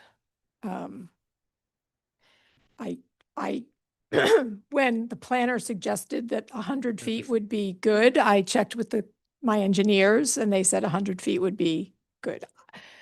We're going to measure it. My staff is going to take a look at on their phone, see if we can get a quick measurement. Okay. If the idea is if the code becomes 300, It's got to be more than 300. Just knowing My it's around. God, because they're putting it in, if you were looking at the front of Walmart, they're going to be in the front right corner.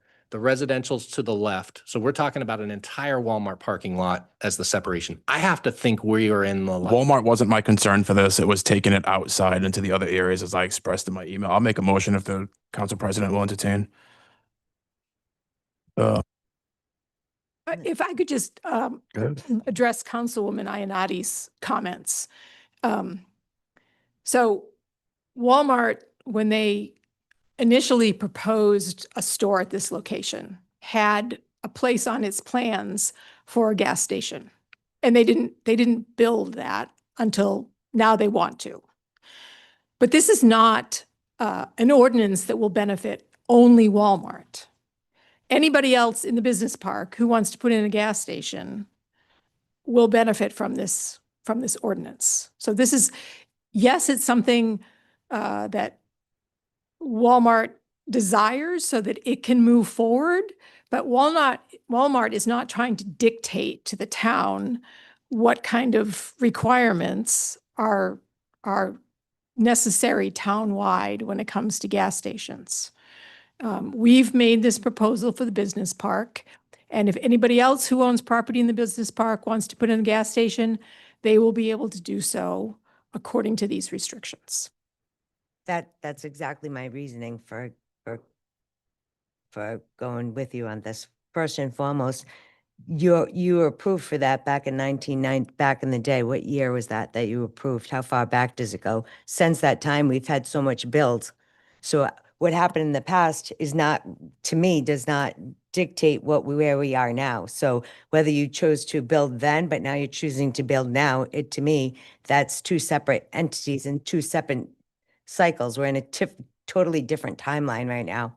If you saw up at Walmart at the center of New England, that's a problem for me, for the fact that it was based off of way back when and nobody moved forward with it. So now we're going through it. From what I'm reading, we have memos in, and what you dictated, not you personally, but Walmart, and I understand business, but it also is saying that you're saying what you thought of all these kind of like studies where we haven't even conducted our own, which then you're also saying now that's going to dictate for other gas stations, but it's putting it in Tyoke Ave. I don't know if you've seen our Tyoke Ave, but we're full. My concern is I am 100% for businesses in Coventry. Everyone will tell you that.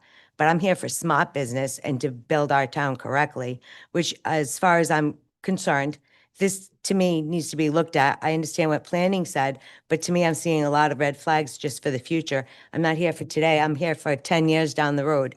And our comprehensive plan isn't even done yet. And we're looking at, we're taking recommendations off of when it was okay. And we said, yes, it worked from 1999. I mean, we're past that. And I am just being proactive as a town person, as a town councilor, And I feel that we need to take a step and really look at this because being a open approval to me sounds like major red flags and not on business because I'm 100% Coventry business to build businesses. But again, I'm here to build correctly and properly and not based off of approvals from 1999. We're in 2026. And when was that it got approved for gas stations? When was that? Anybody We've know? never been approved for a gas station. No, not the gas station, the approvals that you're going off of. When was that? I I think that was the design, not the approval, When- right? well- That was the design when they Design, originally right. put Well, in. the You just kind of had a placeholder. Right, right. And we've never been approved for a gas station That was before. the- That's why we're They're here. approved for We're asking. Placeholder in the design. So I'm just looking at the layout now. It seems like they basically put that section to the side for future gas station use should it be allowed. And or Back then, we could have gotten a special use permit to Right, build right. it then. maybe it wasn't financially feasible for a business decision, we'll say. I The didn't have road issues didn't go with it. through, yeah. But, That's just my opinion. and, just because you amend the ordinance doesn't mean that Walmart can start building tomorrow. We have to come back. When we amend, but that ordinance is going to fall into the other ordinance where that's, personally, I think we should really look at this a little closer. Or I need to. All right. Pleasure of the council at this point. Actually, is there anybody else who wants to make comment? And I will open it up to Zoom. Anybody on Zoom would like to make a comment? We are on ordinances 26, 18, and 19 on your agenda.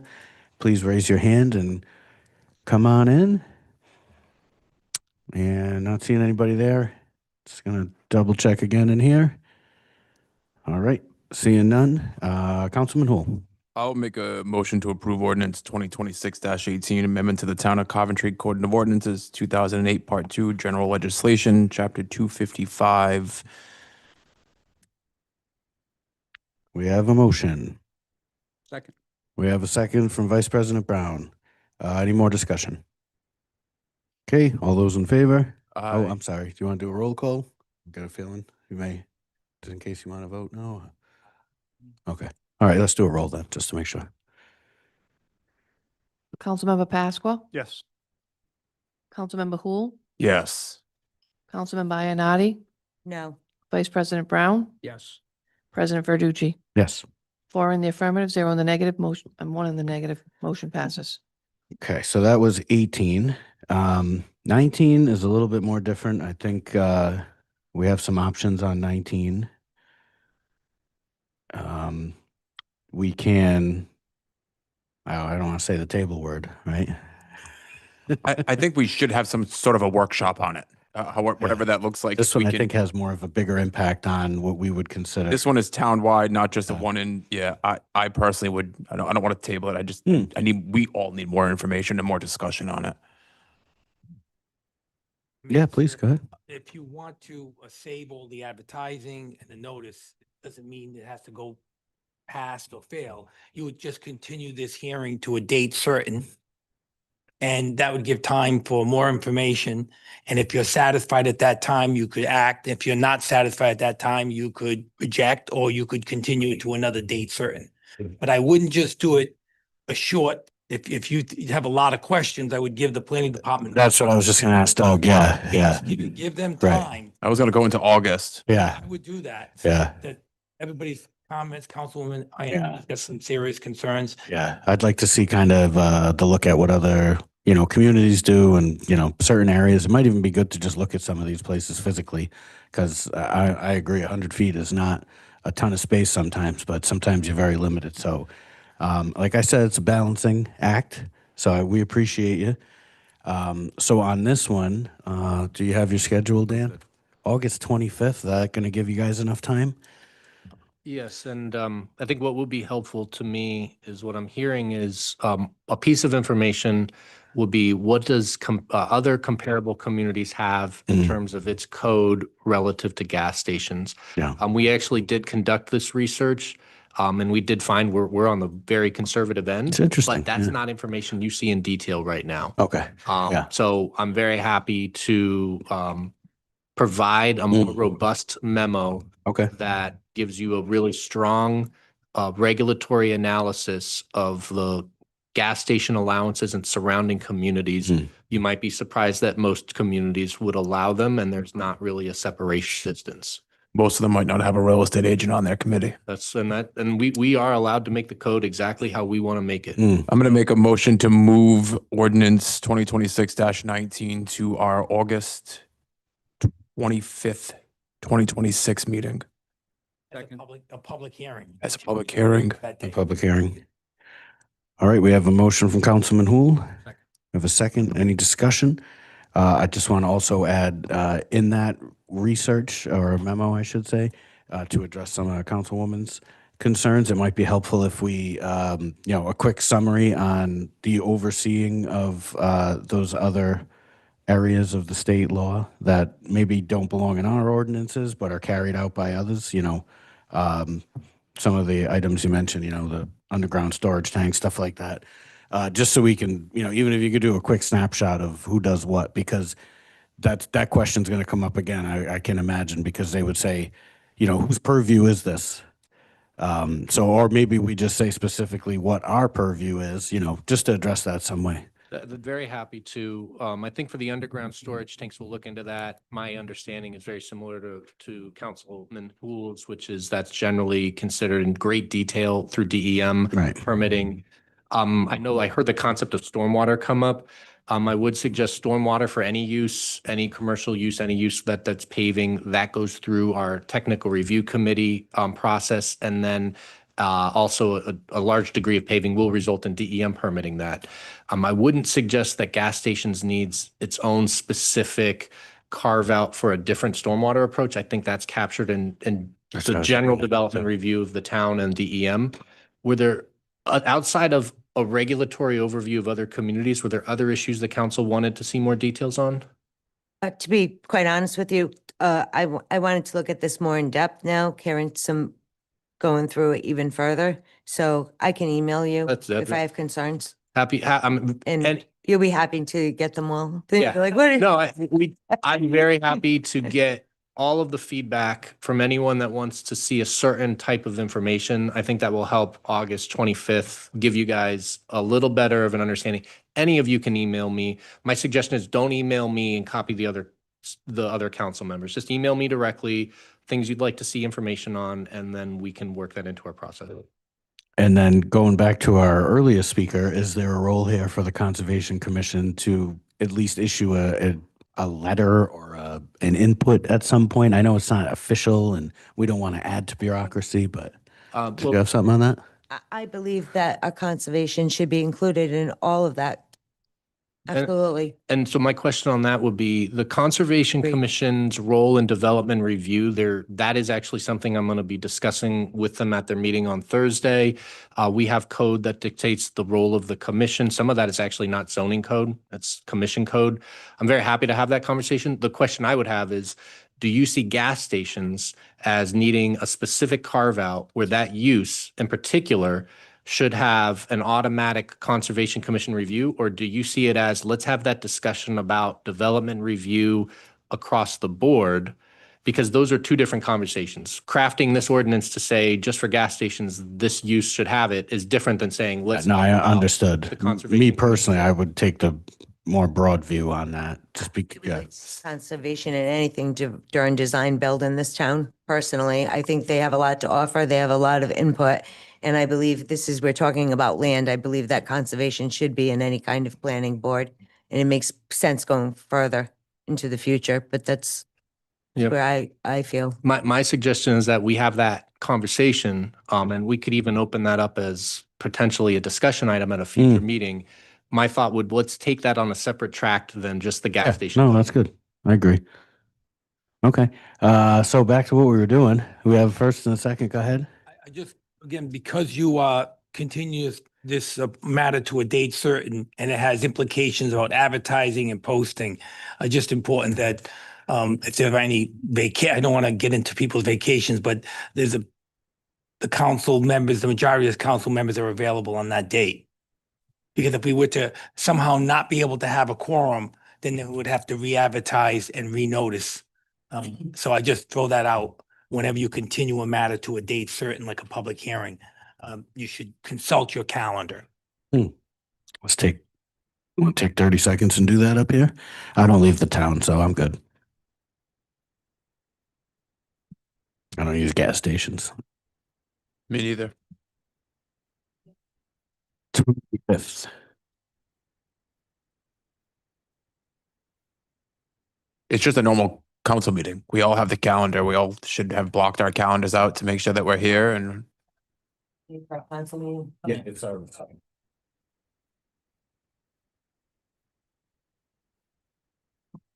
Okay. So we should be all right on that, it appears. We will now actually vote to continue this to that date, sir, on August 25th. We did our motions and seconds. We had our discussion. All those in favor? Aye. Opposed? Ayes have it. That motion carries. Now we're cruising. So that was 18 and 19. You go back to A, Mr. President, and start from the beginning? Yes, sure.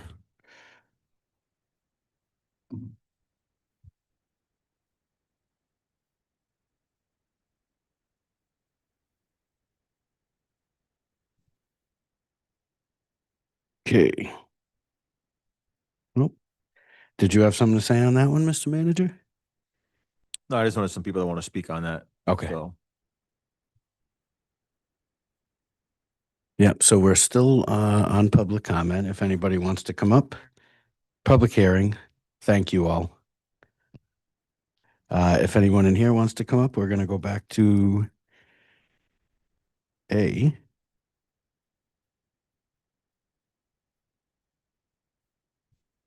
Under section 3, item A.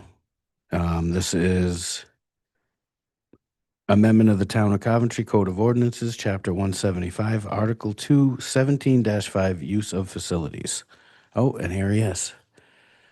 Thank you very much, Mr. Director. Good evening. No problem. I figured I would, since I've been here, I've kick it off and just kind of give you a broad overview, some thoughts behind some of the changes here.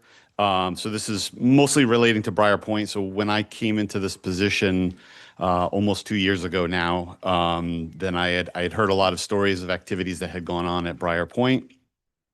So some of the language here that is new within the code here is to try and just kind of put some more teeth into the ordinances to curb some of the activity that has gone on there. I think having staff down there has helped that, but you know that's the main one I think is kind of redefining the hours there. In the ordinance, it states that any unlighted facility is to be closed from basically from sunset to 7 o'clock in the morning. I have recommended that we pull out a section and speak specifically to Briar Point, so that between Memorial Day and Labor Day, that the beach in that facility be open from 10 to 6. The reasoning behind that is we can have staff there at that time. Most beaches have staffs anywhere between 9 to 5. So I did 10 to 6. That way in the morning, you know, if we're enforcing other things, no smoking, no grill use, you know, we want people to come to Briar. We want them to enjoy the water, but there's certain restrictions. I think having a slightly later start prevents those early birds from getting there. And then if our staff gets there, then they have to kind of play catch up on people who may already be starting with any of that activity.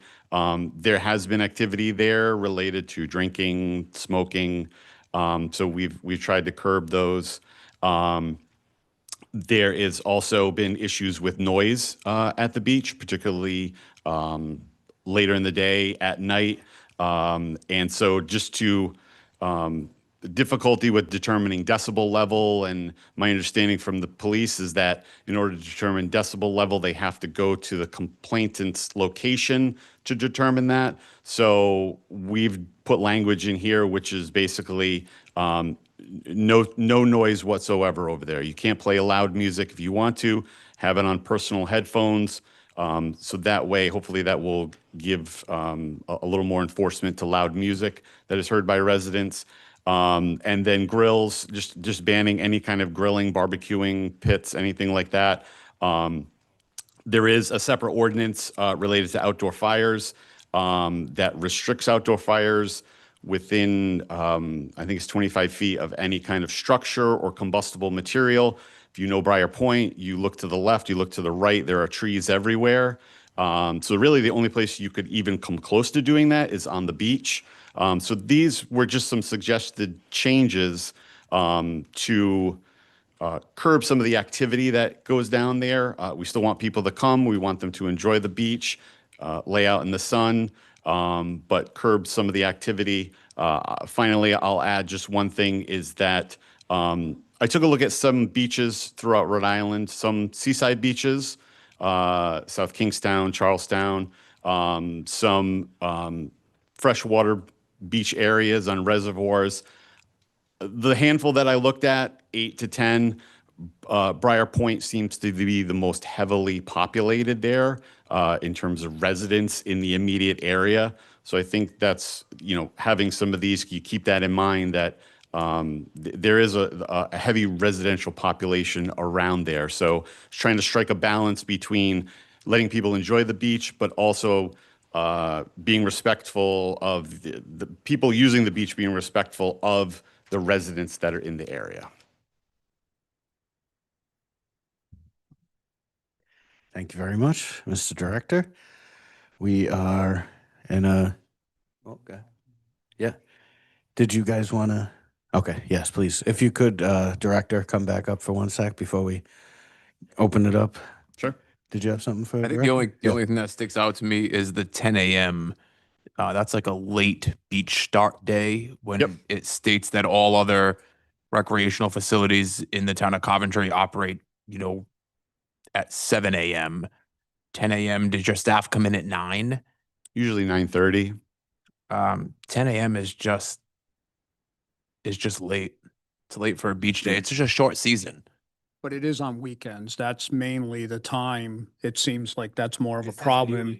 No, and I think it should be 10 o'clock. I think it's just a better time for everybody involved and the neighbors. I think 10 o'clock for the beach area is appropriate. I mean, the week, it seems that Saturday and Sunday seem to be the days that are more active. Your Monday through Friday, activity usually gets going later in the day, particularly after work. The weekends are when everyone would want to get an early jump on everything. Anybody else up there? Go ahead, Councilwoman. I do. Are the same rules being applied at the boat launch?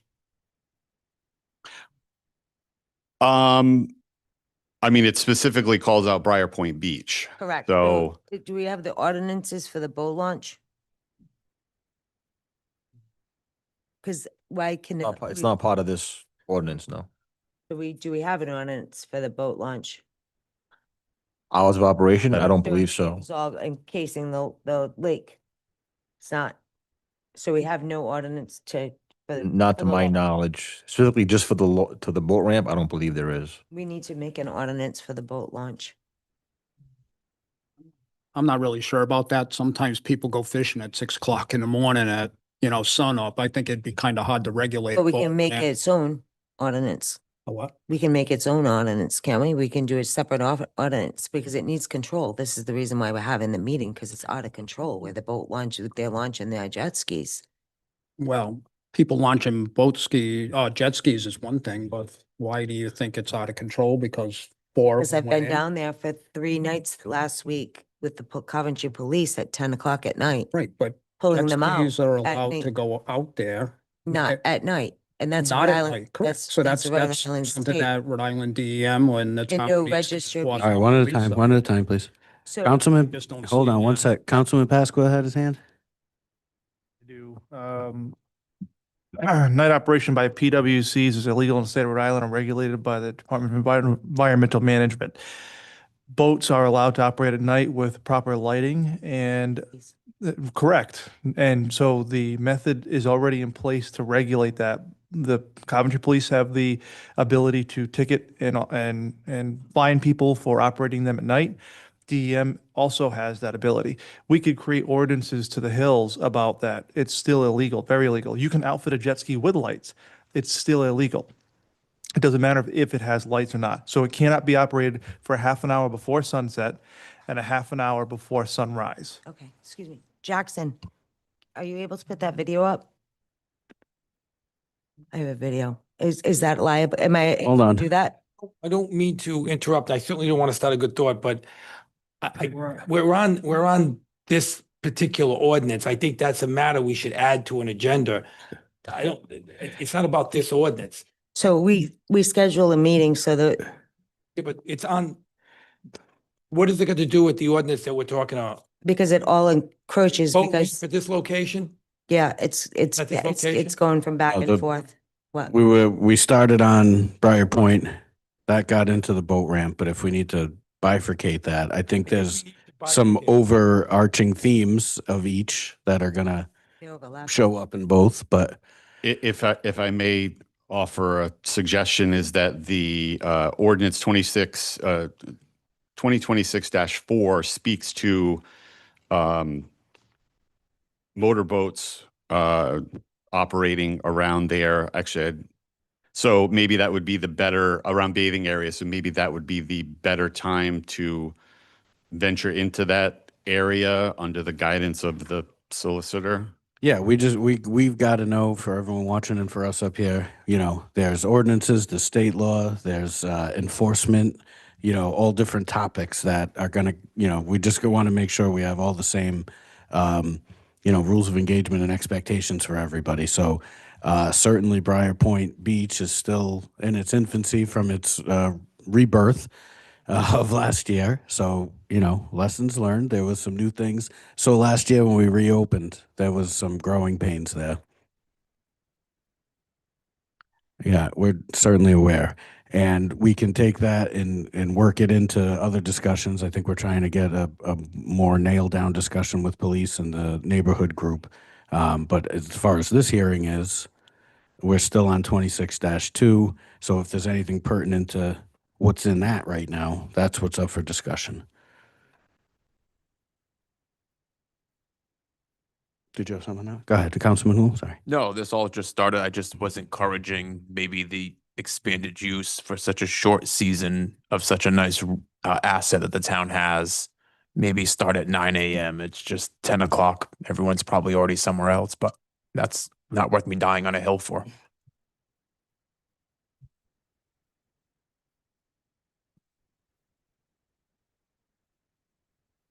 I'll just open it up again. Anyone in chambers want to speak on 26-2, please?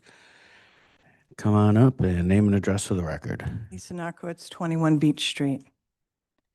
I beg of the council to pass this. I beg you.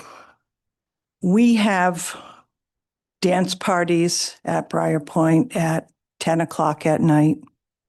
We have full DJ tables going on at Briar Point all Sunday afternoon. We have the neighborhood surrounding Briar Point has severe quality of life issues with Briar Point. We cannot sit in our own backyard and have a conversation some Sunday afternoons. It is ridiculous, the level of music that goes on at Briar Point. When you see people come in with a DJ table and you want to listen to the music for hours on end, and the police get called and they come and the music stops for 10 minutes. And as soon as the police leave, the music comes back on. This goes on all weekend long, and it is disgusting. The neighborhood is paying for these things that go on at Briar Point. There are already ordinances in place that don't get enforced by the police. And that's a real problem. We can have 1,000 ordinances, and if they're not enforced, it makes no difference how many ordinances we have. We are begging the town council to have the police enforce the existing ordinance. And if this one gets passed, to enforce this ordinance. We have been trying for years. This is not a new situation. This is not since the beach, as you say, was reopened last year. This has gone on for years. I have been up here for at least 7 years. And the biggest problem is enforcement. It does, you know, you can have the police come to Briar Point and 10 minutes later, the music is back on. It's disgusting when you cannot sit in your own yard and have a conversation. So we beg of you, please pass this ordinance. And at the same time, please appeal to the police force to enforce what is already in place. We have severe problems with enforcement. Thank you. And anyone who questions it, I welcome you to stop by my house any Sunday afternoon. If you want to dance to the music from Briar Point, you're more than welcome. It is disgusting. Thank you. Thank you. Anyone else in chambers before we go over to Zoom? If you're waiting in Zoom and you want to speak on this topic, please raise your hand. We'll let you in. Go ahead, sir. Come on up.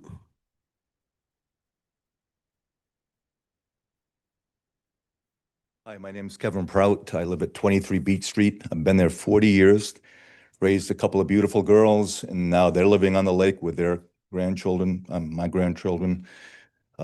These jet skis are traveling 70 miles an hour out there. It is so dangerous for people on kayaks. I see a mother and their kids went around my point at the end of Beach Street, and these jet skis were within feet of them. At 70 miles an hour, these are supercharged machines. I had one for 20 years. I know how fast they go. And this is really something. Now I heard through hearsay last year that the police would not enforce these jet skis landing at the beach because they were not landing within the swimming area. There's 2 signs right there that says no landing boats. Last year, early on in the year, the officers came down, made them go away. Then we heard afterwards they would not enforce this because it was not within the swimming area. Think about them coming into the swimming area. That's not even a thing. So I don't know about this ordinance, but something needs to be done about those jet skis. They are dangerous and somebody's going to get hurt. I bet they're not even registered with the town for sure. That is an existing ordinance that needs to be enforced. They probably don't even have state licenses. But there's 5 of them, sometimes 6. They're just racing around. It is so dangerous. Please do something about that. I don't even know how do you do that, if you add this to this ordinance or not. But by the way, I think the director's doing a great job. I love what he's doing there. You've got a great person and it's moving forward. But those jet skis got to stop. Thank you. Thank you very much. Yeah, we'd like to recognize that the director's been working on this along with the community for quite some time until it reopened last year. Did you have something, Councilman Hull? I think it just brings another point. We go back to our police department and how we invested in increasing our police department this year so we can start being proactive versus reactive. We really have to look at our police department and our water marine units, especially with Johnson's Pond and what's going to be going there. And now we have Lake Tyoke. It's something that this town really needs to start to focus on. Yeah, I was thinking of the same thing. We've got some new people, new officers brought on, so. Lisa Narkowitz, 21 Beach Street. I think there needs to be some education of the police department. We run into a lot of police officers who are unaware of the existing ordinance at Lake Tioga. And so we've offered to go into the police department and educate them on the ordinance that is already existing. We have not been successful in that. But it appears that some members of the police force are not aware of the existing ordinance. All right, I'll give a chance over to Zoom. See your hand up. Please come on in, state your name and address for the record. And you may be on mute if you want to make sure you're not muted. I see Bill Jarvie. Ian? Yep, I can hear you now. Good. Bill Jarvie, 6 West Shore Drive, Coventry. Kathy Jarvie, 6 West Shore Drive, Coventry. Everybody's comments here are very valid, but there needs to be a time where the residents of Tioga Lake meet with the police chief to list our grievances, to identify them and come up with a plan of action. Because talking here is going to resolve nothing, but it's when the citizens of Coventry talk directly to the police chief, discuss the situation in Tioga with the jet skis, the loud music, the partying, disrespect to the police not understanding the ordinances, that this problem can be resolved quickly and efficiently. And that's all we have to say. Thank you very much. We are working on setting that up immediately. We had some good success with that last year, and the Parks and Rec director, as well as some other in the community. So we just got to make sure everyone has the same level of expectations and everybody understands what's going on. So I thank you for that comment, and we are working on that. I see another hand on Zoom. Sam David, if you're there, please unmute and come on in. And just need your name and address for the record. Make sure you're off mute.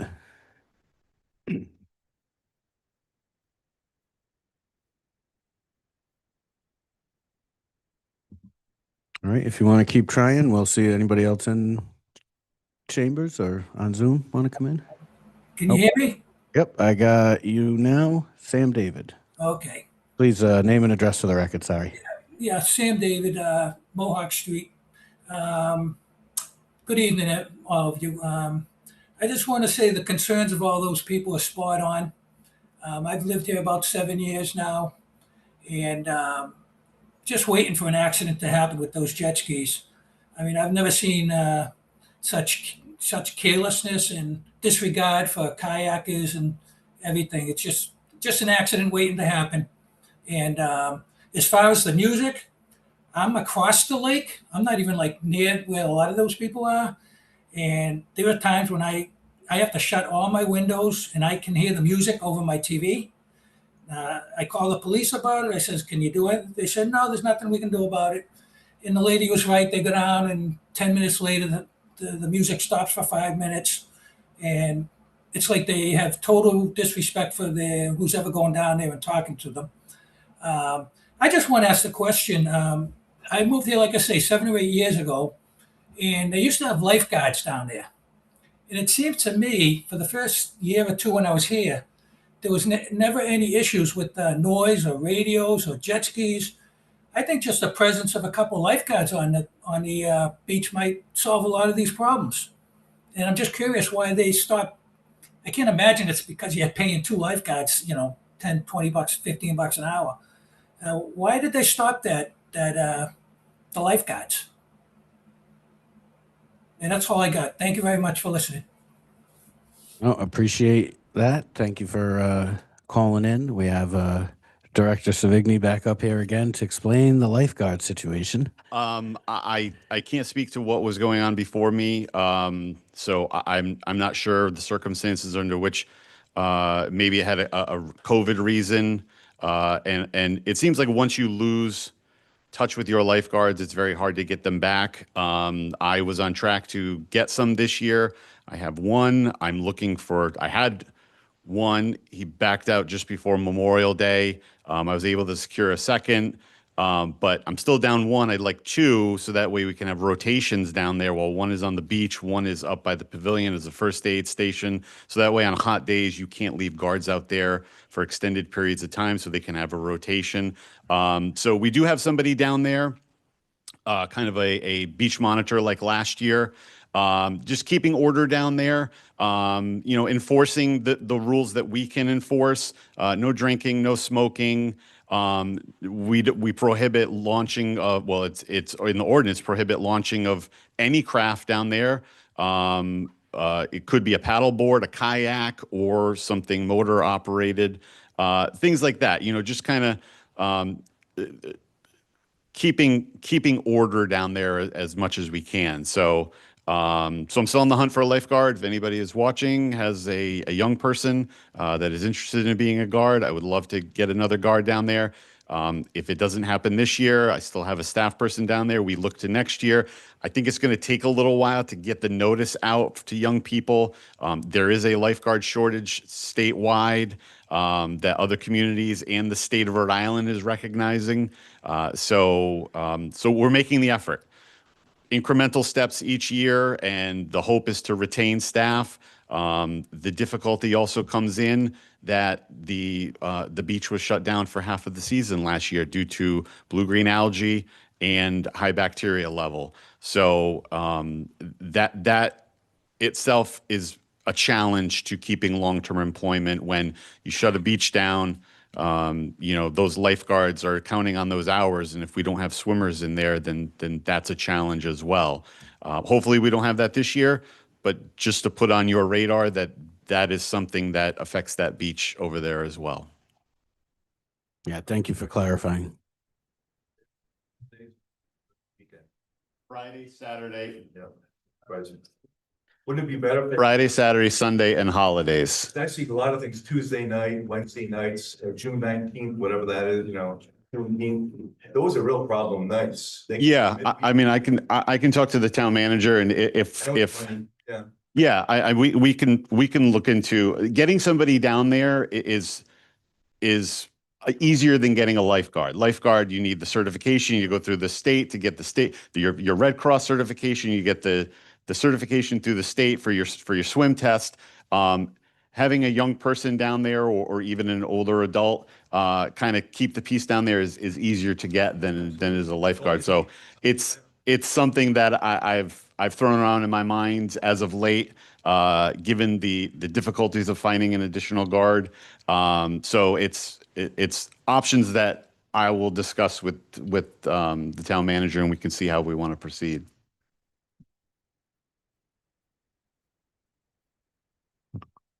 All right, anyone else in chambers? Yes, sir. Actually on Zoom. If you can come on in, say your name and address for the record, and come off mute.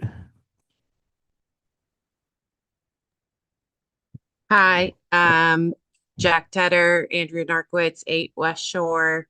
I've lived on the lake a really long time. I live on the cove to the left of the beach. I am in the beach quite often. I walk my newborn and my dog through the beach probably 5 or 6 times a day, throughout the day and throughout the night. It is a safety concern on the water, but also on the beach itself. People drive through the beach and up and down that road at very high speeds, with zero concern of residents around them. They are driving jet skis at a extremely fast level. They don't understand the lake with stumps and rocks and things like that. It is just an accident waiting to happen, to the point where if you go out and kayak, like other people said, it is a extreme safety concern, to the point where I've reduced my level of activity on the lake because the safety concern. And when you have tried to mitigate or explain to people that are using the beach at what level it is towards residents. Most of the people are pretty aggressive back. And it is just an accident waiting to happen. And it's sad because when you are walking through the beach, there are a lot of people that are using it the way it should be and used for families with young kids. But because it's not being monitored appropriately, it is a serious concern for everyone, residents and people that are at the beach. So as everyone else has spoken, it's please, we need to do something about it for the safety of everyone and for the use of people that are actually using it correctly and people that live on the lake. So I'm urging, same as everyone, please, to take action on this and also urge the police to actually take the concerns seriously and to understand what we are saying. We are not trying to be nuisances. It is for safety. Thank you. Thank you very much. Is that another hand up there? All right, please come off mute and state your name and address for the record, please. Hi, this is Ray Horbert, 21 Dixie Road. I'm going to keep my comment short, but I just wanted to point out that I have 3 young girls, and they have in the past gone down to the beach numerous times with their friends and to go hang out.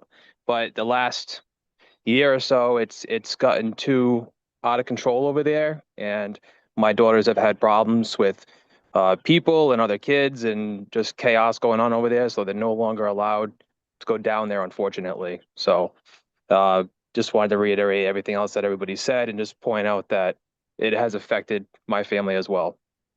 Thank you. No, understood, and thank you. All right, kicking it back over here in chambers. If not, while you wait, Councilwoman Ionati. So I'm speaking as a Coventry resident right now, as well as town council.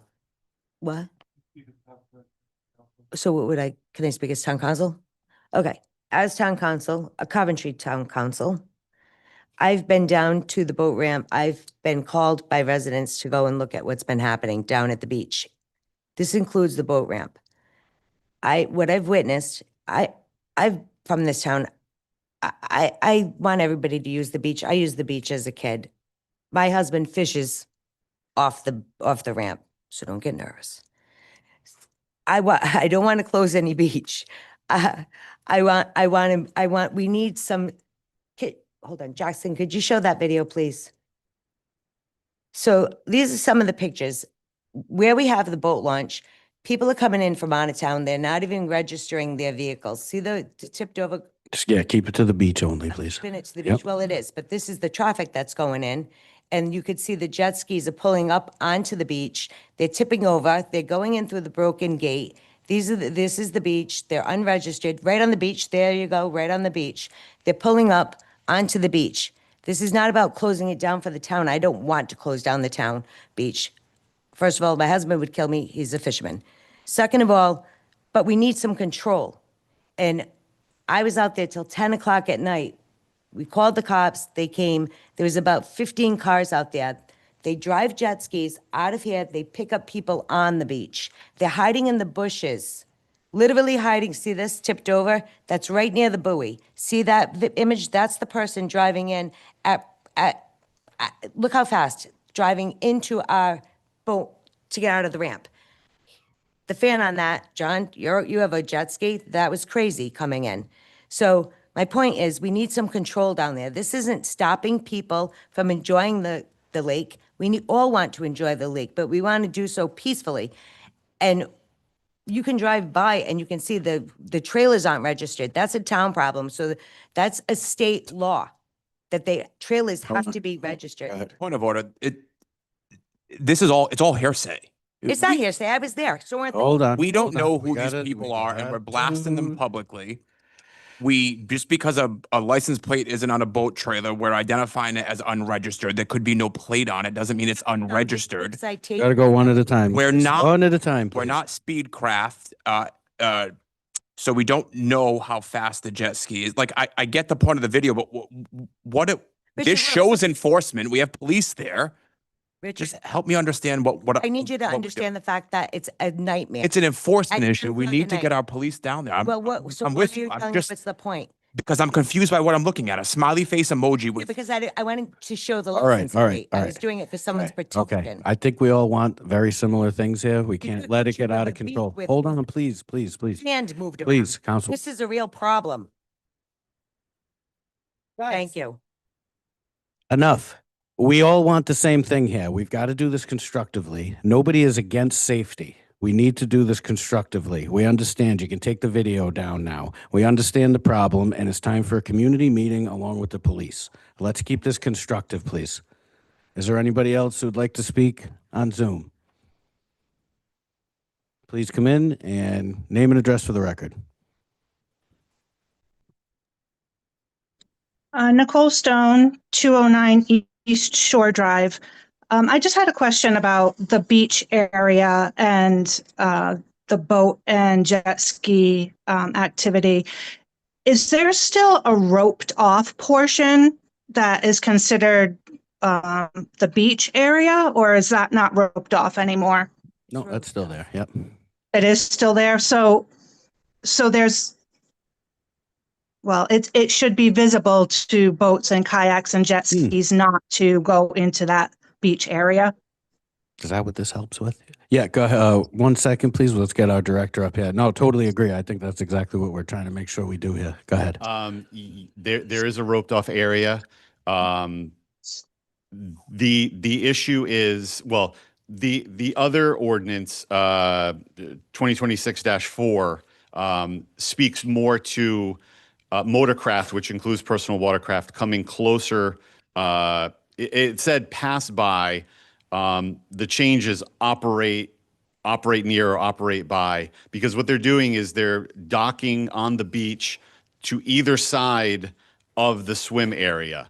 It could be where, if you go down to Briar and you see both no boat launching signs, there's one area to the right that is kind of tucked away behind some trees or bushes, and then there's a grassy area to your left. That's where the activity is my understanding, not directly where the swim area has been roped off. It's to the side. The ordinance speaks to any, and that's not the change. It's there. The change is to give more of teeth that it should not be operated. Never mind passing by. It should not be operated near town waterfront area.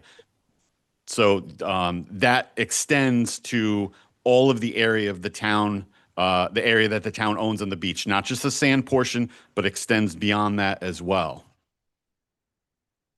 Gotcha.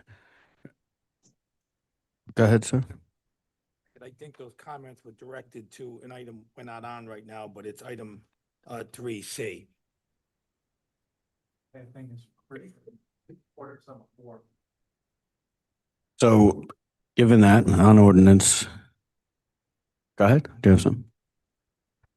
I'll speak on the ordinance that we're actually talking about. The one addressing hours of operation for parks and recreational facilities. So the boat ramp is a town facility.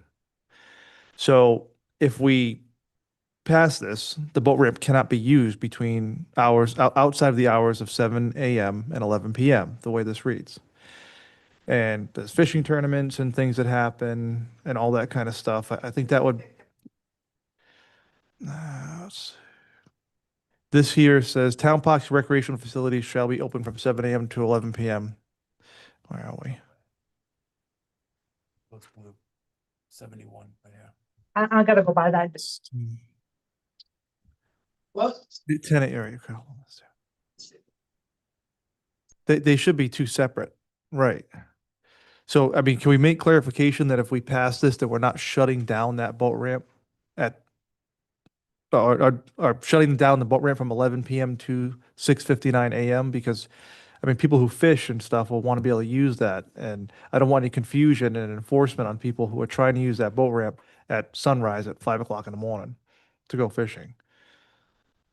It sounds to me, based upon the comments that you're making, Councilman, that it really appears to be, there was a section regarding the restrictions on Briar Point Beach facility only. That was the only thing that was brought to the director's attention that requested this ordinance. Sounds to me you're raising a new issue about other than Briar Point. Well, other than Briar Point, I agree with you. Line 15 exists and continues to exist, but if you want to make clarity on it, then we can make an amendment with clarity. I just think that clarification on this, it could be confusing in the future for enforcement, and I just don't want to see a boat ramp get shut down early in the morning like that. It wouldn't be inaccessible early in the morning. I agree with that as well, for the sheer fact that jet skis is the problem and they're not supposed to be out after dark. It's not boats. So that would break up the confusion. That's why I said I'm not here to shut down the boat ramp. Jet skis, Rhode Island state law, can't be out after dark anyway. That's not a Coventry law, that's a Rhode Island state law. And that should not stop the fishermen in the tournaments. I'm all for that. I have no problem with that. That's my point. So given that, town parks and recreational facilities, is that what we consider the boat ramp, a recreational facility? This is the first I've heard of it, so. Okay. I'm new to And that's not up for new to the tonight. subject matter. That's, yeah, The only language I participated in, Councilman, was the matter about gotcha. the We're, new language in blue on your document that was provided to me by the Director of Parks and Gotcha. Recreation. so we could choose to amend this, we could choose to pass this, amend it in the future. It seems to me if you're satisfied with the changes as it relates to Briar Point Beach, right? should act on this ordinance. It also seems to me that a new ordinance. Yeah. Or a new amendment, or this Yeah. ordinance, or That's what I'm saying, needs yeah. to come up. I don't think you can do that amendment on the fly tonight. Yeah, that we would want to clarify that we're not Either gonna mess up the boat ramp. Yeah. All right, so maybe it's a two-stepper here. We do this and then we can address the issues with the boat ramp to make it clear that that's not what we're trying to shut down, especially with the hours. But we can workshop that with our meeting with everybody. I think that's a good topic. So that would be, so one of two things. If you want to address it in this ordinance, then you would continue this ordinance to that date certain. Or before that next meeting, start a new ordinance. Yeah, okay. That's, I think we're in agreement. Council, did you have something? Vice President Brown? I make a motion to approve ordinance 2026-02. I second it. Motion and a second. Any further discussion? All right, all those in favor? Aye. Opposed? Ayes have it. Motion carries. Now we are back on the agenda, item B. This is 2026-3, amendment of the Coventry Code of Ordinances, Chapter 231, Article 2, 231-8, operation of motor vehicles in parks, recreation areas, and on school grounds. Hello, Director. Hello. This one is a little more straightforward. This is just amending the ordinance to mirror the state law, which back in 2024 allowed Class 1 electric bicycles on all state paths and pathways and bike paths. So there's actually already signs up on the state maintained portion of the bike path stating that. We are just catching up to that and mirroring that state law. The state law also says they do not allow Class 2 and Class 3. Those are prohibited, so that is mirrored in here as well. So this has been a popular topic across the state, and we've seen a lot of different communities looking to, change some of these, educate people on these. It's relatively new for old people like myself who, it's just, it's a new topic and we're trying to be proactive and address it. So again, appreciate you. Essentially, as you said, this would mirror the state law, but it would give our people in town the opportunity to enforce this on an ordinance basis without having to rely on state intervention. Yes, and this was drafted in cooperation with Coventry Police Department. So before it was sent to the solicitor, I worked with the Coventry Police just to get the wording right. And it comes at a good time. There is an increased use of e-bikes out there, increased use of other bikes that should not be out there. So it's good timing, and it will mirror what the state has already done. Nope. Gotcha. Thank you, Director. Open it up here to questions for the Director before. Nothing? All right. Go ahead. Yeah. Let's see.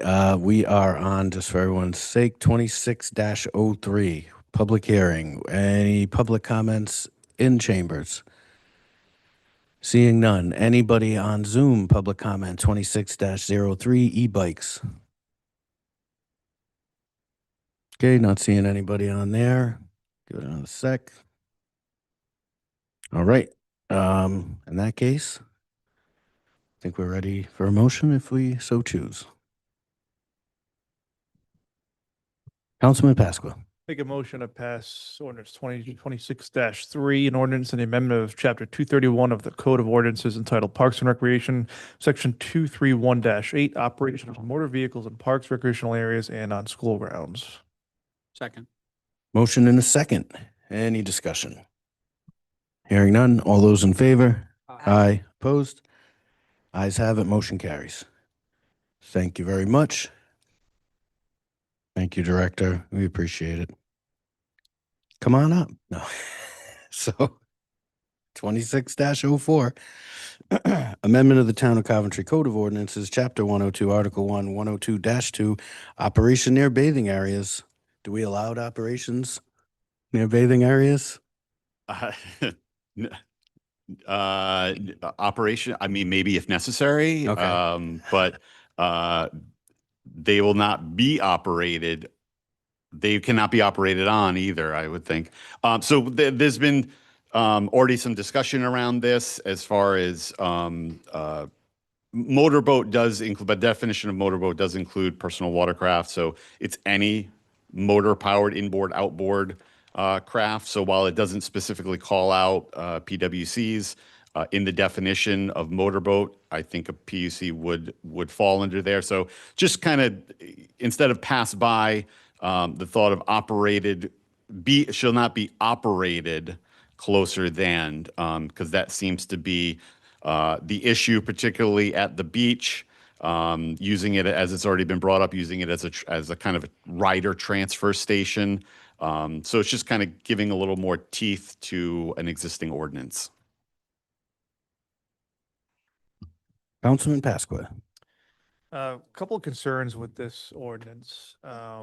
So the state already regulates this. The state has actually a more protective rule in place. It's 200 feet from the shoreline. So I understand this ordinance already exists and we're simply cleaning up language, but this is already dealt with by the state. And I have to wonder, like, we're putting more strict restrictions on this than the state already has in place. Do we have the authority to overrule the state on this as well? And they already have this. It's enforced by the DEM.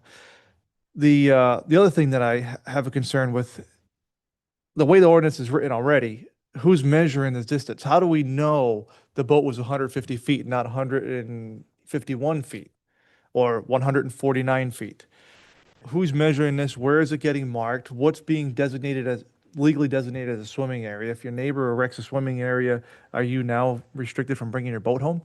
So, because now this says you can't at all operate it. So, I think there's some concerns that could really spiral us out of control. I agree we shouldn't be operating boats close to people who are swimming. And again, the state already addresses it, but they address it in a different way. They say you can operate but at headway speed, which means that you are going slow enough. You can't be going past 5 miles an hour. You need to be on the lookout for swimmers and you need to avoid them. And I think that's a reasonable thing to do. To completely ban the operation from a swimming area that we don't define clearly could really restrict any type of vessel all over a body of water anywhere. And I think we're entering a slippery slope. And I know we're just cleaning up language on ordinance that already exists, but I think that ordinance already oversteps with its existence. So wouldn't that be just the ordinance for Lake Tioga? Because we don't have the same ordinance on Johnson's Pond for the sticker regulation. It's not the same ordinance. This would just be an ordinance for Lake Tioga, not including Johnson's Pond. But I agree with you. And I also think, why couldn't we put out a buoy for the swimming, but put a buoy out further like they do at Camp Westwood, further, that's stricter, that no one can go past that buoy to swim when they're the kids. But there's a buoy out there like we would do at JP and put it out there so that they know with like a no wake zone, because they are coming up on the beach. They are hiding in the bushes. There are little babies, 2-year-old, 3-year-olds. They're flying in. I saw it with my own eyes at that dock and at the ramp at the launch. I mean, the fan on it was fat, like it was ridiculous. There is no wake zone. So it definitely has to be addressed because it's dangerous. And I watched them fly in there and I was like, whoa. And I mean, we know jet skis. I mean, you're on the pond. It was bad. It was bad. And it's going to be a problem. Vice when President it's a Brown. major emergency. So I agree with Councilwoman Ionati. I think if we approve this, I think the language should say Tioga Lake. So if we're going to approve this, I would make an amendment to say that it's purposely for Tioga Lake. Now, does that make sense, just given that it's such a smaller area than we're used to dealing with? I mean, I'm just thinking of that view I get from that beach. I mean, there's just not a ton of space there. How far could you reasonably be from that line? Do we, for measurement purposes? Right. Just to address a couple of things. First is that the ordinance already addresses public bathing areas. So any private dock, it would not have an impact on private dock. It would be public bathing areas, which really is only Briar Point Beach to my knowledge, because the boat ramp is not a bathing area. You're not allowed to go swimming. There is a sign that says no swimming. Also, if you call out specifically Tioga Lake, when Johnson's Pond eventually comes online, this potentially could speak to that as well. So rather than call out one, you'd have to, if you did, I would think you would have to amend it. But if you would even rather do a little more workshop on this, then that is an option as well that we can. to be honest with you, the way I've been seeing it every night and for the people, I don't even live on the lake. I want everybody to enjoy it. But what I've seen, and Scott, you saw only like half of it. We need to put something in place because we haven't even hit 4th of July. And what we've seen, either we're going to put more patrol in, and I want everybody to be on jet skis and boats. But what I saw, and if anyone wants to not disagrees, I would suggest they probably won't come back now because you guys did a really good job on Sunday and Saturday and during the week to go down there at night and go see what's happening on that pond and how many jet skis are getting pulled out, people at dark flying in, and it's not fair. And the music, nobody's against music, but I mean, it's literally blaring at night, at dark, and it's dangerous. And my concern is the boat. Our patrol boat for Johnson's Pond is on Johnson's Pond. We don't even have a survival craft to go out there to rescue anybody. That's a problem. So we need to do what we can because it's not an exaggeration. I'm all for fun. Trust me. This is dangerous. And I think we need to have something in place. Either we're going to push up the police force. We're going to have somebody go down there, pay an extra town person to go down there and watch. I don't know. But 4th of July is going to come around, and I'm concerned that we're going to have a major problem because it was ugly. It was bad. And just to address something Councilman Pasqua said, yeah, I don't want to get into, are you 149? Are you 151?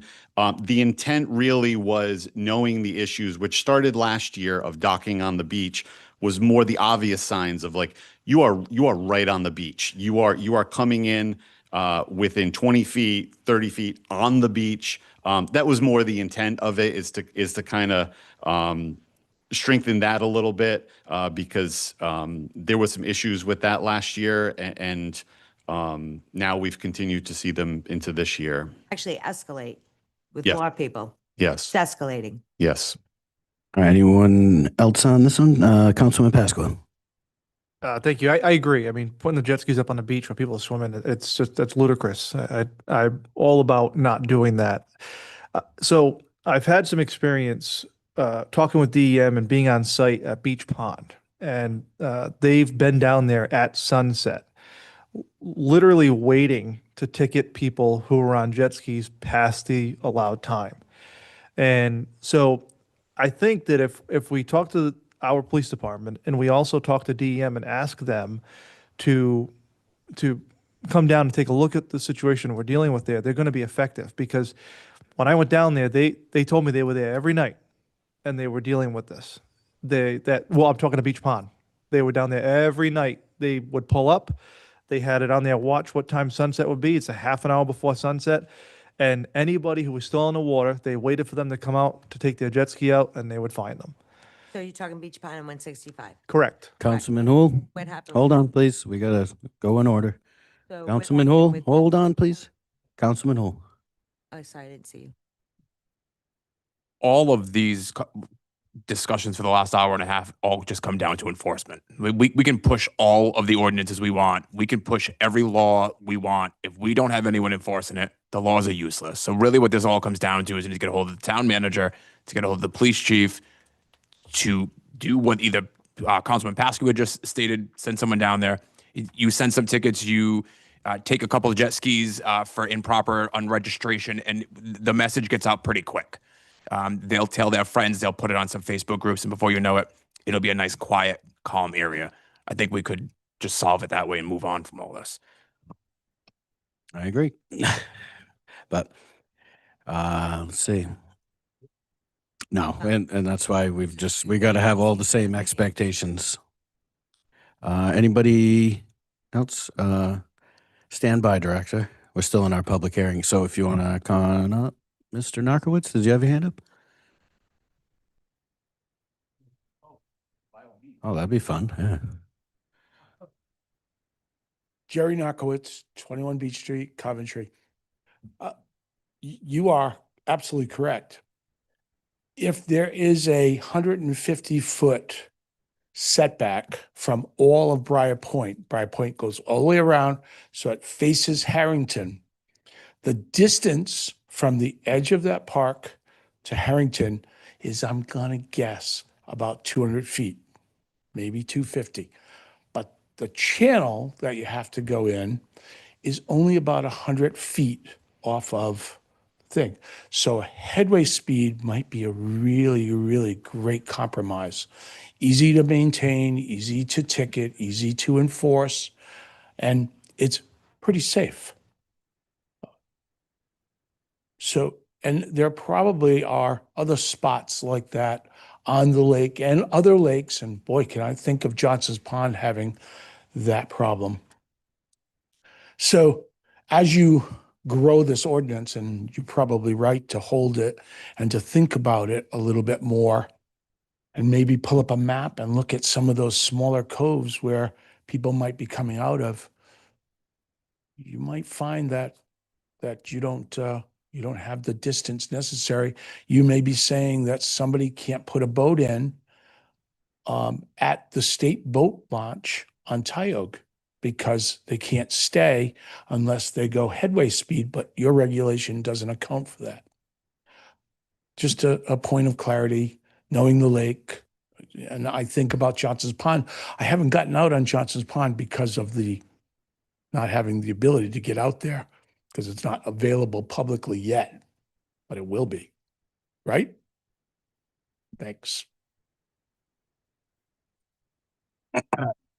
Great. Did you have hand, Councilman Pasqua?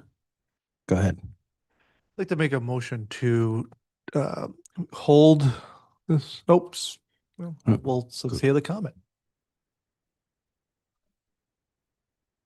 Tanaka, it's 21 Beach Street. I just want to clarify with the solicitor, is it true that motorboat covers personal watercraft? I didn't look up that definition. I would have to confirm that. If not, I would add that. I think the suggestion, Mrs. Knockowitz, is to continue this matter to the August 25th. That's what I was gathering, so that a lot of these issues could either be resolved. I've heard a couple of comments about headway speed.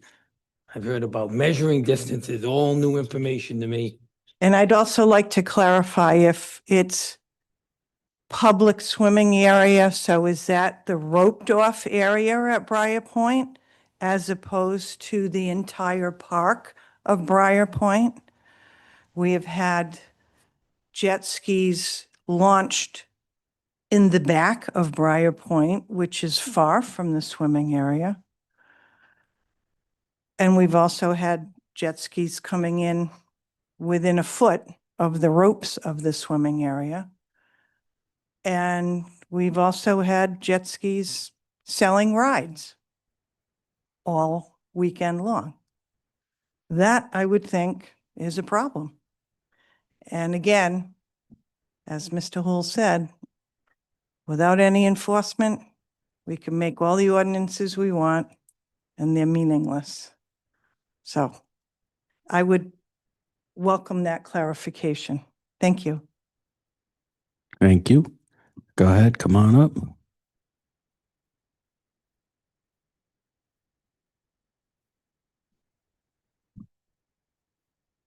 Good evening. Good evening, Scott Guthrie, 31 Maplewood Drive. I wasn't going to say anything on this, but listening to all the problems that are going on and not coming to a solution is difficult. I feel for all the people that live on Tyoke Lake. When I was in Princeton, the General Assembly, I served with the great man Steve Anderson, who worked with this council through the state to try to get some control over what was going on over on that pond, or lake, I should say. It's similar in size to Quidnick Reservoir. You can't ride on a boat in Quidnick Reservoir. You can't have a motorboat in Quidnick Reservoir. I'm not sure if that's a state law or if that's something that was written into the deed of the Quidnick Corporation years and years and years ago. As the director was talking about where the beach is laid out, and he said there's an area over here where people can slide their boats up. There's an area over here where people can slide their boats up. Put a fence up in the water so they can't. I would look at that option and see if you're able to do that. You put a chain link fence up in the water, all right, that reaches from each end of the swimming area, gives no one the chance to pull their boats up in that small area on either side of the beach that the director was talking about. So little things could probably accomplish a lot. Just a suggestion, something that was sitting in my mind listening to everybody speak. So, thanks. Thank you, Scott. Right, anyone else on this ordinance? All right, Councilman Pasqua? Gonna make a motion to table, continue this ordinance 2026-4 to the August 26th, is it 26th? 25th meeting, town council meeting. I'll second that. Motion and a second. Any further discussion? All right, seeing none. All those in favor? Aye. Opposed? Ayes have it. Motion carries. And please, similar to the other item, any points, questions, comments, get them over to the relevant parties ahead of time. Let's see. Next up, item D. This is economic development. public hearing of ordinance 26-1, amendment of the Town of Coventry Code of Ordinances, Chapter 15, Article 2, Economic Development Commission. Good evening. Good evening. I apologize that I wasn't here when this was introduced. Normally when things get introduced, they're just introduced and not discussed. And there was some confusion on the part of folks in the community because the version that was put on the agenda didn't actually show any changes. So some of the things that people had comments about were things that were actually existing and weren't changed. So the version that's in your packet this time, although this wasn't done verbatim, I've underlined the things that are actually changes. Economic development sort of suffered from changes in its makeup. The reason it hasn't existed for a while is the criteria for folks to be a member of the commission actually eliminated most of the people that were on it. There were folks that were on it that it required at the time they live in the town of Coventry, and there was one member who was really great, but he didn't live in town anymore. There were folks that were on it that I just couldn't get to show up. I could call them, you know, I'd see this person 3 days later and he'd say, "When are we meeting?" I'm like, "I called your office." I said, you know, so we suffered from a lack of a quorum. You know, we lost our council member champion. So this is a way to sort of restart that. You know, economic development, it's not a steamroller. You know, it, like the Conservation Commission and Historic Preservation Commission, there's all state laws that enable towns to create these commissions. This one follows those standard rules. There's no magic bullet to economic development. I'm not a business recruiter, trust me. I'm not going out trying to find businesses to come to the town of Coventry. What I am hoping for is that we get members on the commission that actually want to do some things. I'm hoping that we don't end up with a commission that has the same agenda over and over and over again, and they talk about the same things and we don't do anything. My background in economic development, you know, I was the director of a department that had permits, license, inspections, 35 people. We had a big sign in front of our permit counter that says Annapolis is open for business. I worked really closely with economic development. We looked at abandoned properties and we set up the top 10. And I was able to get businesses in there by creating a different way of looking at things. You know, we met as pre-application meetings for all of our reviewers so that we didn't have a conflict in front of an applicant. You know, we set up one person who was the go-to person for that potential business owner so they didn't have to permit shop and go from inspector to inspector, inspector. During the time I was director, we opened 950 businesses, either opened or expanded them. And we did more, and that doesn't include, we did more residential development. We did more residential development that hadn't been done since 1950. The other component that I think that we really need to add here is to look at the agriculture community. You know, one of my specialties, I guess, is in sustainable agriculture. I developed a program there where we were actually doing sustainability certification for businesses. It got adopted, you know, got picked up by NPR. It got adopted in many places across the country. Now, we aren't the right fit for that, but some of the components are. You know, we have half the town here that is an agriculture community. We need to make sure, you know, and I've done this in Maine, that laws that we pass don't impact the agriculture's ability, community's ability to operate. You know, you'll get folks that'll move in a farm community and they don't like the smell of manure. Yeah, or they get upset, you know, because you need them to move their car because you can't get the tractor down the road. So we need to make sure that where that intersection is, it works for everybody. I worked with the county. I was in the city government, but I worked with the county and had them actually develop a specific person who was the economic development person for the agriculture community. We worked together to do farm dinners that sold out within an hour of being created. All of the farmers that were part of our program to sell directly to restaurants, they were invited. You had to have a licensed restaurant and chef, and we'd have a little jazz band. We sold those tickets for $50, $60, $70 and couldn't hold enough dinners to keep people satisfied. There's so many things that we did farm tours. People loved them. And when you think maybe we're not a community that looks at buy local issues that much, sure we do. What's your favorite ice cream? It's made here in Rhode Island. There are things that we can do to help support that community. Economic development's not a steamroller. It's not a steamroller. It's a way to make sure that we have the conversations for what's the right size for the town of Coventry. It doesn't mean we don't ignore a watershed plan.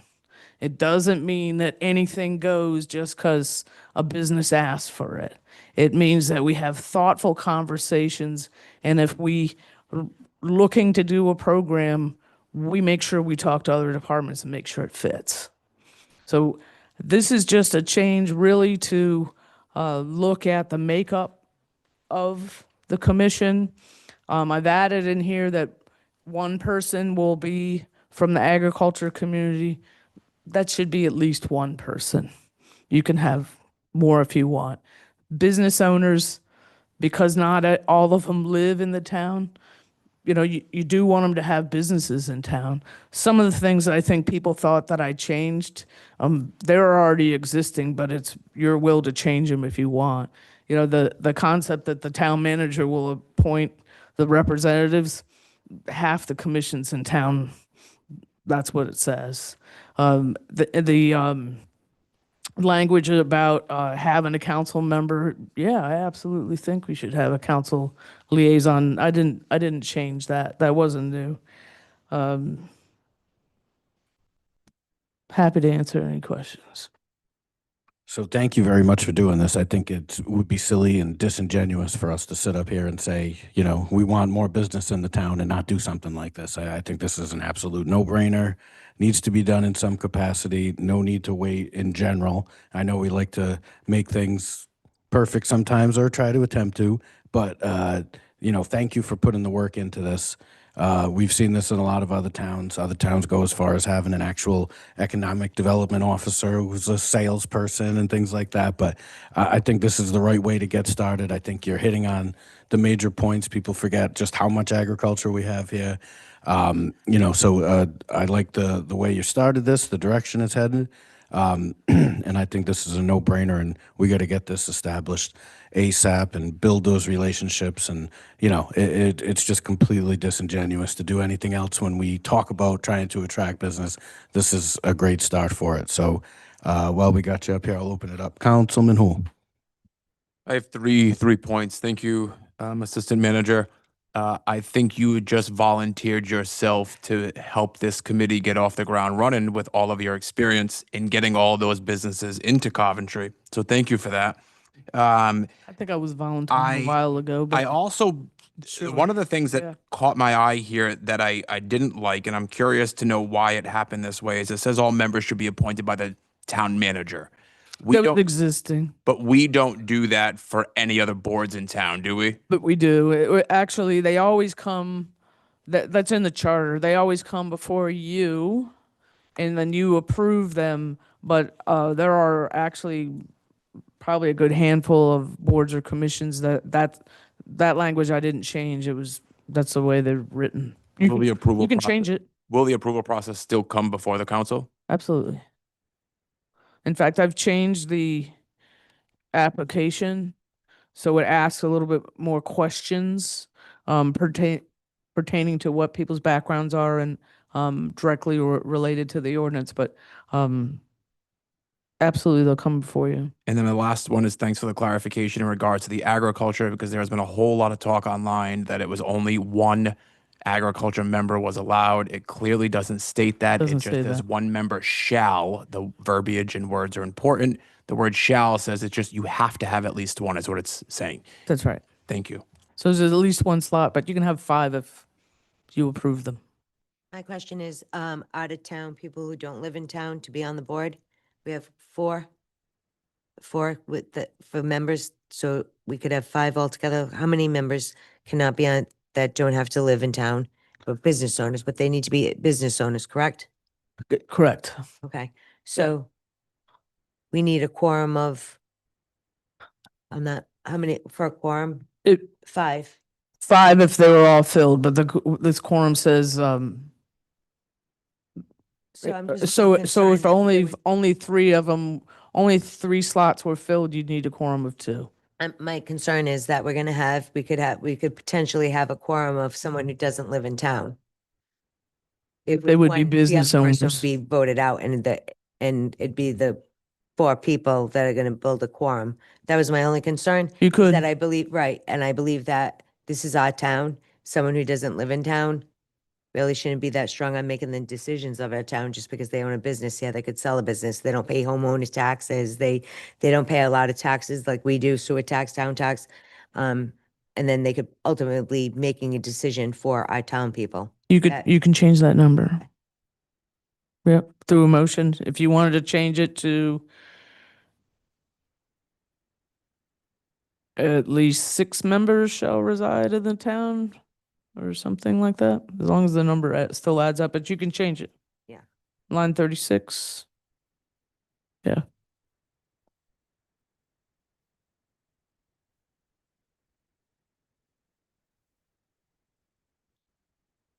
You good? Councilman Hull. While I agree that we should have members who reside in town, I also think it's really important for businesses to have a seat at the table. The tax rate on commercial is higher than it is on residential. We need to expand our commercial tax rate, or not tax rate, but our tax, the proportion of what they're paying compared to residential. So yeah, I want them to have a seat at the table so they feel valued, so they come and do business here.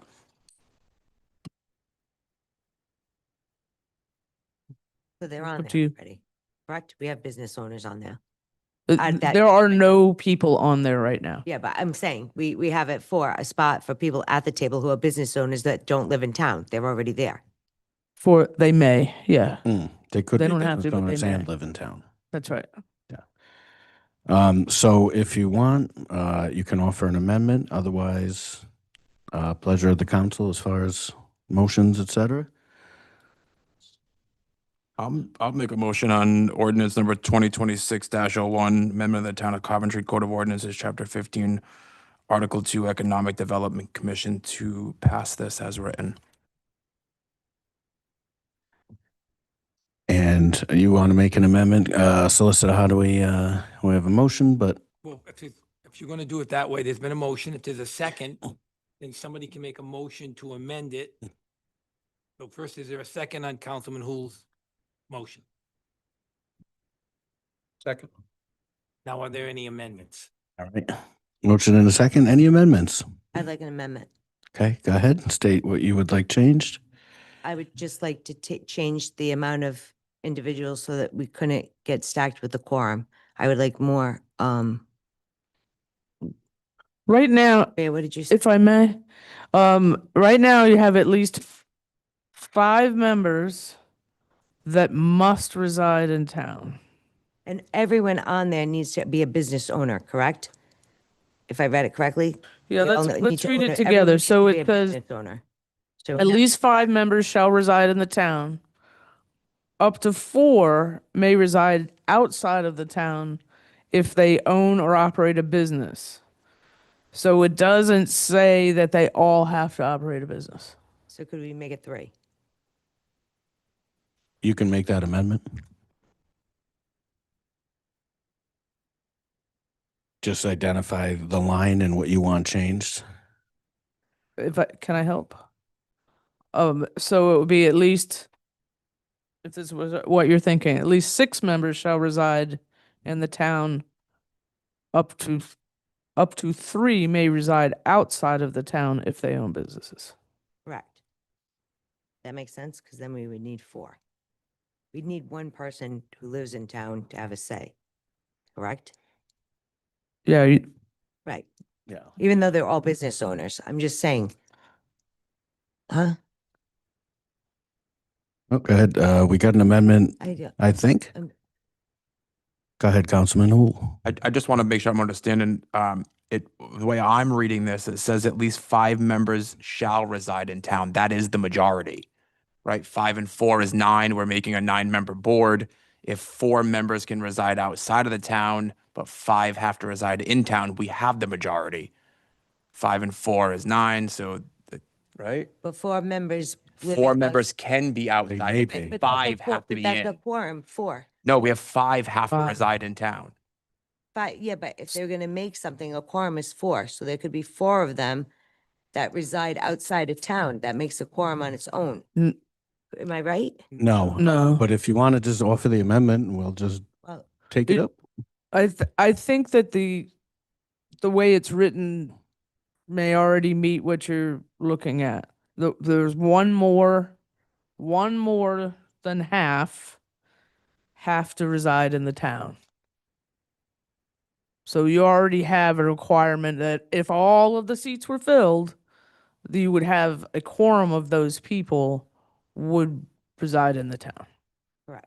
Yeah, so it already accomplishes what you were hoping Yeah, for. everyone is a business owner. No. They don't all have to be business owners. Oh, so maybe, I thought I read it as everyone was a business owner. Only the 4 that don't live in town. So we're not giving, only the 4 that don't live in town have to be business owners. Wouldn't it make? You don't sense if we have had to be, business you just owners? could be, because we're trying to get a mix of, regular folks and business owners. The business owner's right to be at the table is the fact that they own, a business in town, and the other folks are there because they live in town. But they can also be business owners. Be business owners. So, or the so a business owners. random, Yeah. I know it's confusing, right? So a random person from West Warwick that has no business in town can't be a member. They can only be a member because they have a business. Yeah. Whereas someone who lives in town that feels strongly about economic development can be a member even if they don't own a business Right, because they live here. because they live here. That's it. So we got about 53 minutes left before we have to amend something. Can we, if you want to offer an amendment, or we have them first and a second? Second, there was a semblance of an amendment, Mr. President, but there was no second. So I think we need to clarify the amendment or see if it fails for lack of a second. So, hear me out. We're running an economic development board. Shouldn't, and 4 have to own a business. The rest don't need to own businesses in town. Shouldn't we make it a recommendation that we should get business owners on economic development that understand business on an economic board, or some financial backing that understand? Because Councilman Pasqua, you got something? I think just owning a business does not mean that you know what you need for economic development. There's a lot of factors that go into economic development. Understanding what your market is in the area, marketing professionals. There's a lot of people who work at corporate level jobs that, do business development and not necessarily own a business, but their specialty is business development, which could push into something like this. So I don't know if I would restrict it so much to business owners. I think it's good to interview people and have them, contribute to the Economic Development Commission. But I think the Economic Development Commission, as somebody who's served on it, if it's multidisciplinary, it's a lot more effective. When you have people who have experience at Chamber of Commerce, business owners, marketing people understand town government, that kind of stuff, all of those things really make up a good Economic Development Commission, in my opinion. And the councils are going to have final say to the vetting process, whether you want them on the commission or not. It's going to be your vote whether you want them on there or not. So I'll put someone forward. you'll have the ability to either accept them or not accept them. Yeah, I don't want to belabor the point, but we don't get a person to serve on the council. It's hard enough. So to get 9 people out there, I think this is something we just need to get started and get rolling, in my opinion. We can always tweak it after the fact. Nothing stops us from that. I would love to open it up and see if we can make some movement. And then we can always tweak later. That's just my thoughts. So, Councilwoman, back to you, an amendment. I'll take the amendment off the table. Okay. We have a motion and a second then. That still stands. Yes, for any public I comment? don't believe we did yet. So let's open it up now and make sure for discussion purposes, anybody in chambers or Zoom, we are on the EDC ordinance 2026-1. Anybody on Zoom? Not seeing anybody in chambers? Nobody here? All right. Thank you, solicitor. So back on the motion. Any further discussion? Seeing none. All those in favor? Aye. Opposed? Ayes have it. Motion carries. Thank you. And we are now skipped around a little bit, so let me make sure I didn't miss any. F? F, yep. Okay, comprehensive plan. Hey, guys. Hello. I'll be very brief, just to suggest that it's a long time coming. Our current comprehensive plan was dated 1999.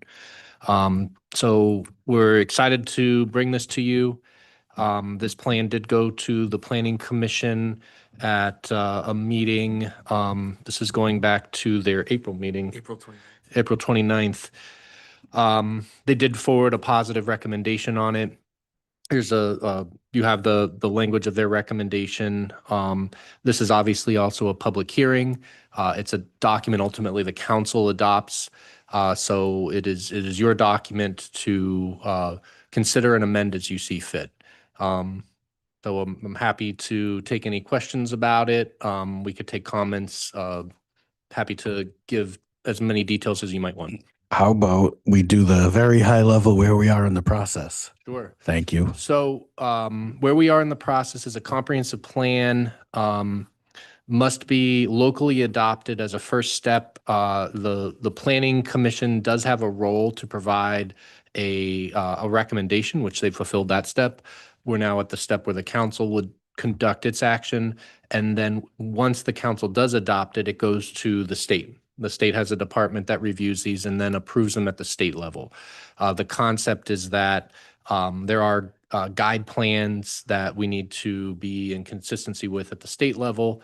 And we have brought this to the state in an informal way to get their comments. And we understand that the plan that we have in front of us is going to meet the state's requirements, except for, we believe strongly, the current iteration of the housing chapter. And that's worth discussing that we did not want to hold up the entirety of the document while we waited to bring an updated housing chapter. You will see a draft of the updated housing chapter. I anticipate it could be here by your August 25th meeting. I don't want to confirm a date or not. But we know that the state takes 5 months from the date we send it to when they consider approval. The state is aware of the status of our housing chapter. They're aware we're working to update it. The idea is they're aware that by the time they're midstream or maybe close to the end of their review, we're going to have a new housing chapter to give them. This was a much more time-efficient way to do it than to wait for the housing chapter to be done and then initiate the state review. So that's the one chapter that I would suggest we're open to all the feedback. It's just that I think that feedback is most useful to guide us on the new iteration of that chapter.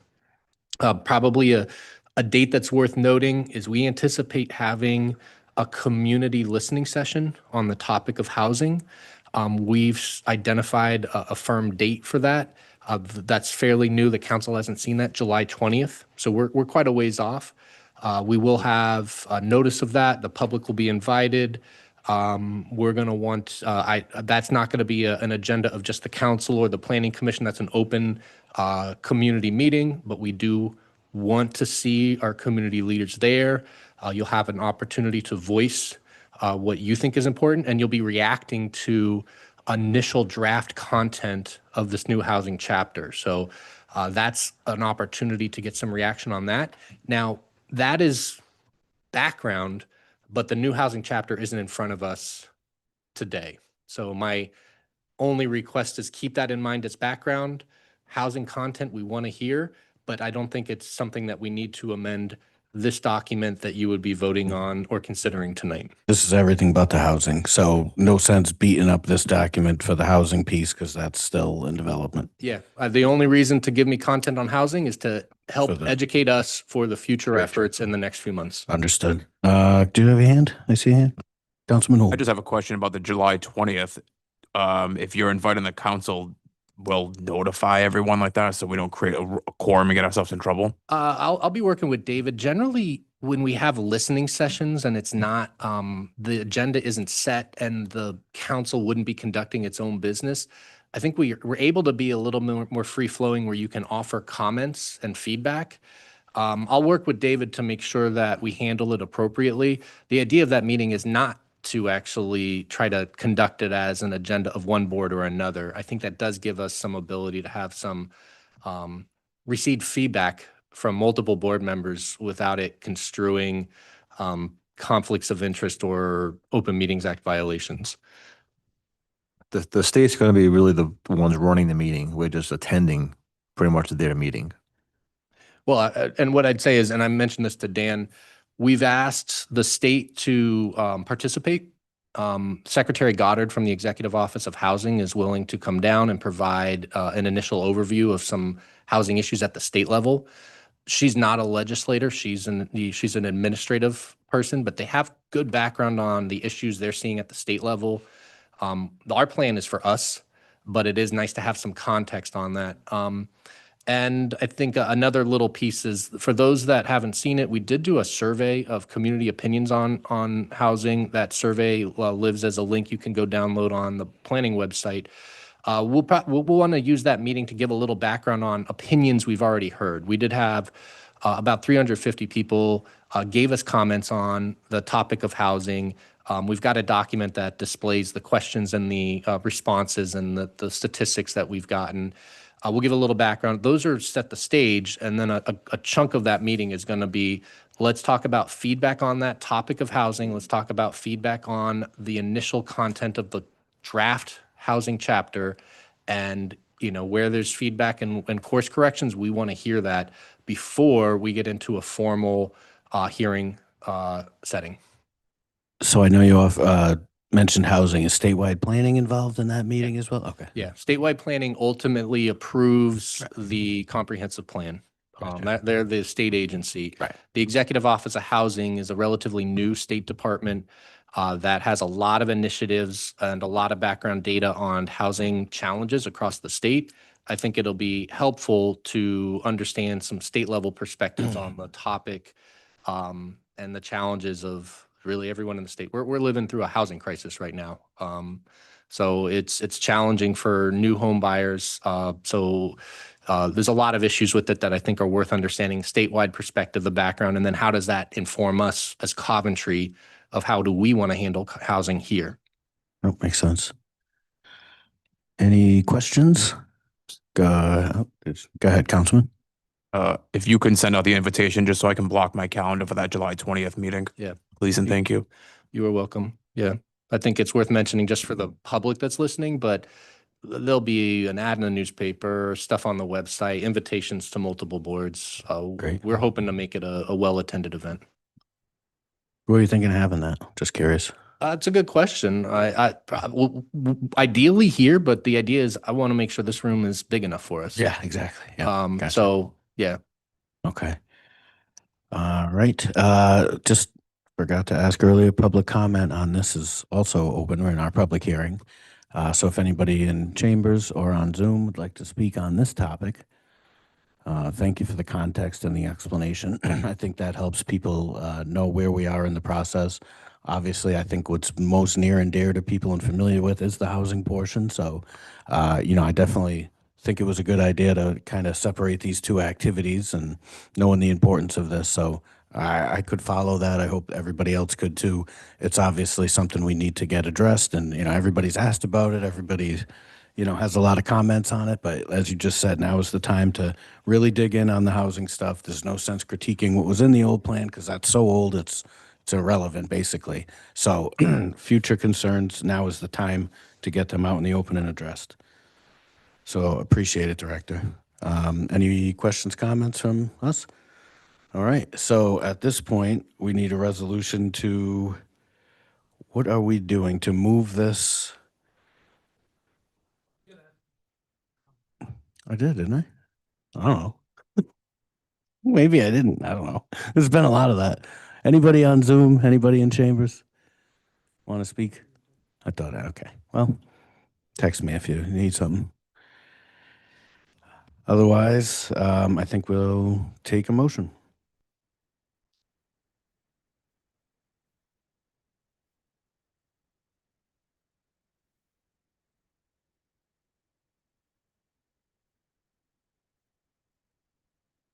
Make a motion to approve the proposed 2026 comprehensive community plan update. I'll second that. Motion and a second. Any discussion? Hearing none. All those in favor? Aye. Opposed? Ayes have it. Motion carries. The housing portion. Yeah. All right. We still got one more ordinance. I think we're at S. To you. Here it is. 2026-17, amendment of the Town of Coventry Code of Ordinances 2008, Part 2, General Legislation, Chapter 255, Article 6, Zoning District Use and Dimensional Regulations, and Article 9, Supplementary Regulations. This is, oh, hello there. Nice. Thank you for coming. So I think we may have had this bit of a discussion at the planning board as well. I know I checked it out. I'm sure some other folks did too. So here we are. This was an interesting one because I know just from watching the planning board itself had a bit of turmoil, just trying to, relay exactly what they felt about this. It feels like there's still some work to be worked out. I think we got a ton of good information out of that meeting. I think a lot of that stuff got addressed one way or another, at least brought up. So I appreciate you guys doing that hard work. I know it went on for a while. This specifically addresses Kennel's situation. If I could save you the preamble, this is similar to the special use permit overview you gave earlier. We're trying to be proactive again in the code. Obviously this is something that needs to be addressed. We had a baseline document. That's what got reviewed by planning board. They think there's still possibly some work to be done. And, now the council's at a point where, we've heard from people, we've heard, we have our own thoughts and so on. So it's up to us to similarly do what we've done most of the night, which is see where this goes next, see if we have amendments and get our general understanding of it. So with that, did you want to make any opening remarks or? Please, and I think that you hit the nail on the head. There was definitely a lot of discussion, a lot of feedback. I don't think that the commission itself wasn't completely satisfied with where this stood. And next to me is Animal Control Officer Lacombe. We really had this initiated because there's been a need for people to find a way to have more than 4 dogs in some way, shape or form in town, whether it's a full kennel operation, whether it's a family that just has extra dogs, whether someone wants to do some form of doggy daycare.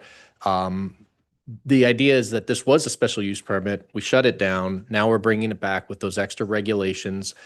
I think one thing to set the stage is that this might be heading for maybe best thought of as a continuance to August 25th, but it's worthwhile to take this meeting to hear some feedback and maybe get some direction where the council may wish to go.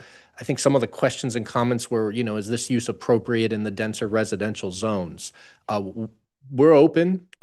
We brought it back into the same zones where it was previously allowed by special use permit, which, as you can see from the way the code's oriented, it was previously allowed in the vast majority of zones in town as a special use permit.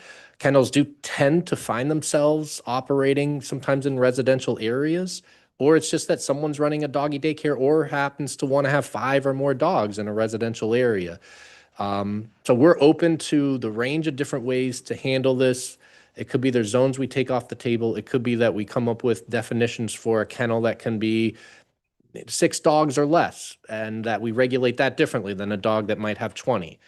We might suggest that certain operations of having extra dogs, that if there's no overnight boarding of other people's animals, it's really someone that's just taking care of their extra dogs, we might handle that differently.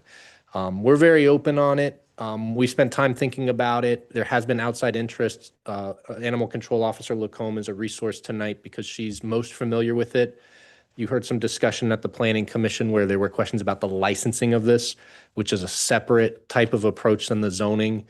I think that's enough background from me. We're really just interested in hearing your direction, and if the public wants to speak, and then maybe taking all that content and coming back with something that might be a little closer. Thank you very much. Yeah, you hit on those. Certainly, I think those are the items we want to focus on. I think it was even said at the meeting, some workshop or, workshopping of the document, major things, which zones should we have them in, enforcement. So thank you for joining us. You will definitely know firsthand some of those items, and then again, like we said with the other ordinances, balancing wanting businesses to be in town, wanting to be able to have people have a kennel to put their animals at. Because on one hand, we can't say all these people want multiple dogs and then expect them not to want to board them somewhere. So obviously there's a common sense kind of balance there too. So with that, we'll start off with questions up here if anybody's got them. Go ahead, Councilman Hull. I don't know if it's a question, more just observation.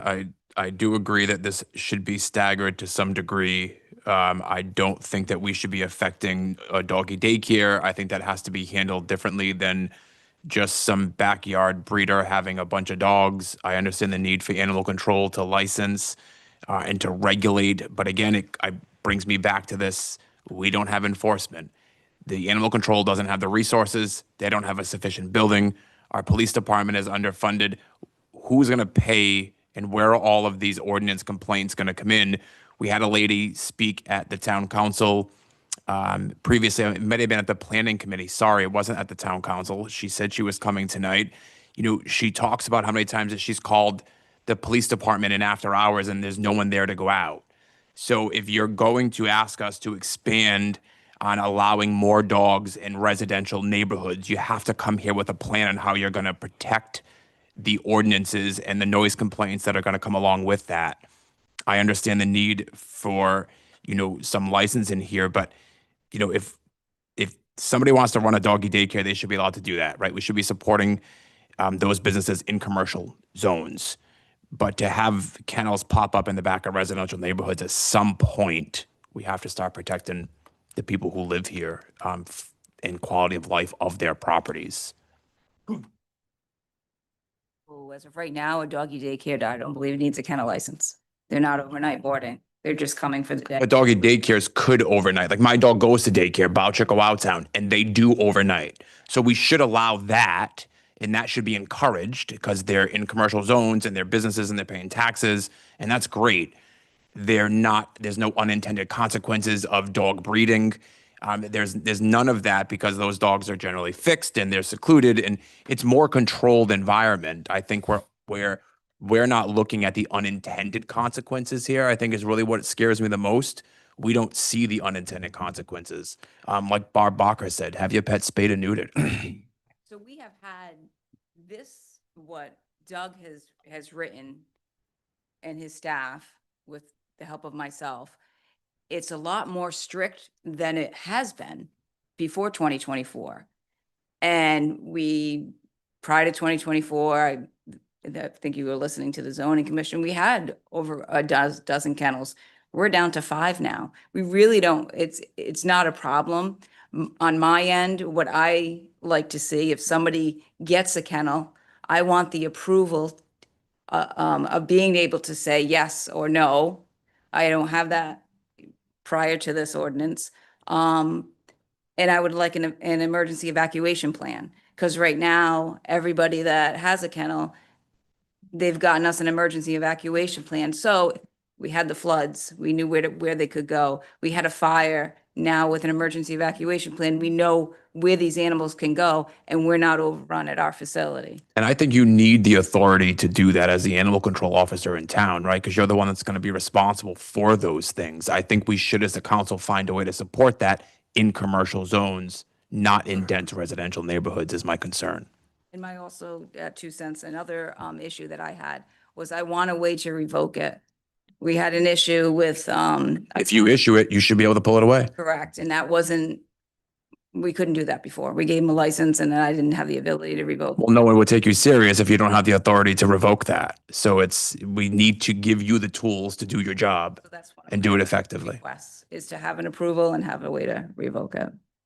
Can you distinguish, when does doggy daycare become doggy night care and boarding? Is it the overnight part of it? So It needs to be licensed by the state. for a If it's daycare. overnight. Oh, I see. So for the people who are just, for better terms, just watching somebody's pet while they're at work or wherever else, I could have 20 dogs in any yard doing that during the day. You could, but you'd have to be licensed by the state to have a business. If it was a regular business license, which would tick off all the other certifications and licensing and this and that. And to be fair, I'm actually not positive if our code currently allows doggy daycare during the day. I think we always assumed kennels incorporated everything. Yeah, it wasn't until you said it that I thought of it. Yeah, Yeah. it was recently that we broke off the use of dog grooming because there were a lot of requests for dog grooming. That came back to the code in March of 25. Other than that, if someone wanted to run a business of some type in which they're taking care of a lot of dogs, and they came to me and said, I'd like to permit this business, I would say, I don't think our code allows for this business.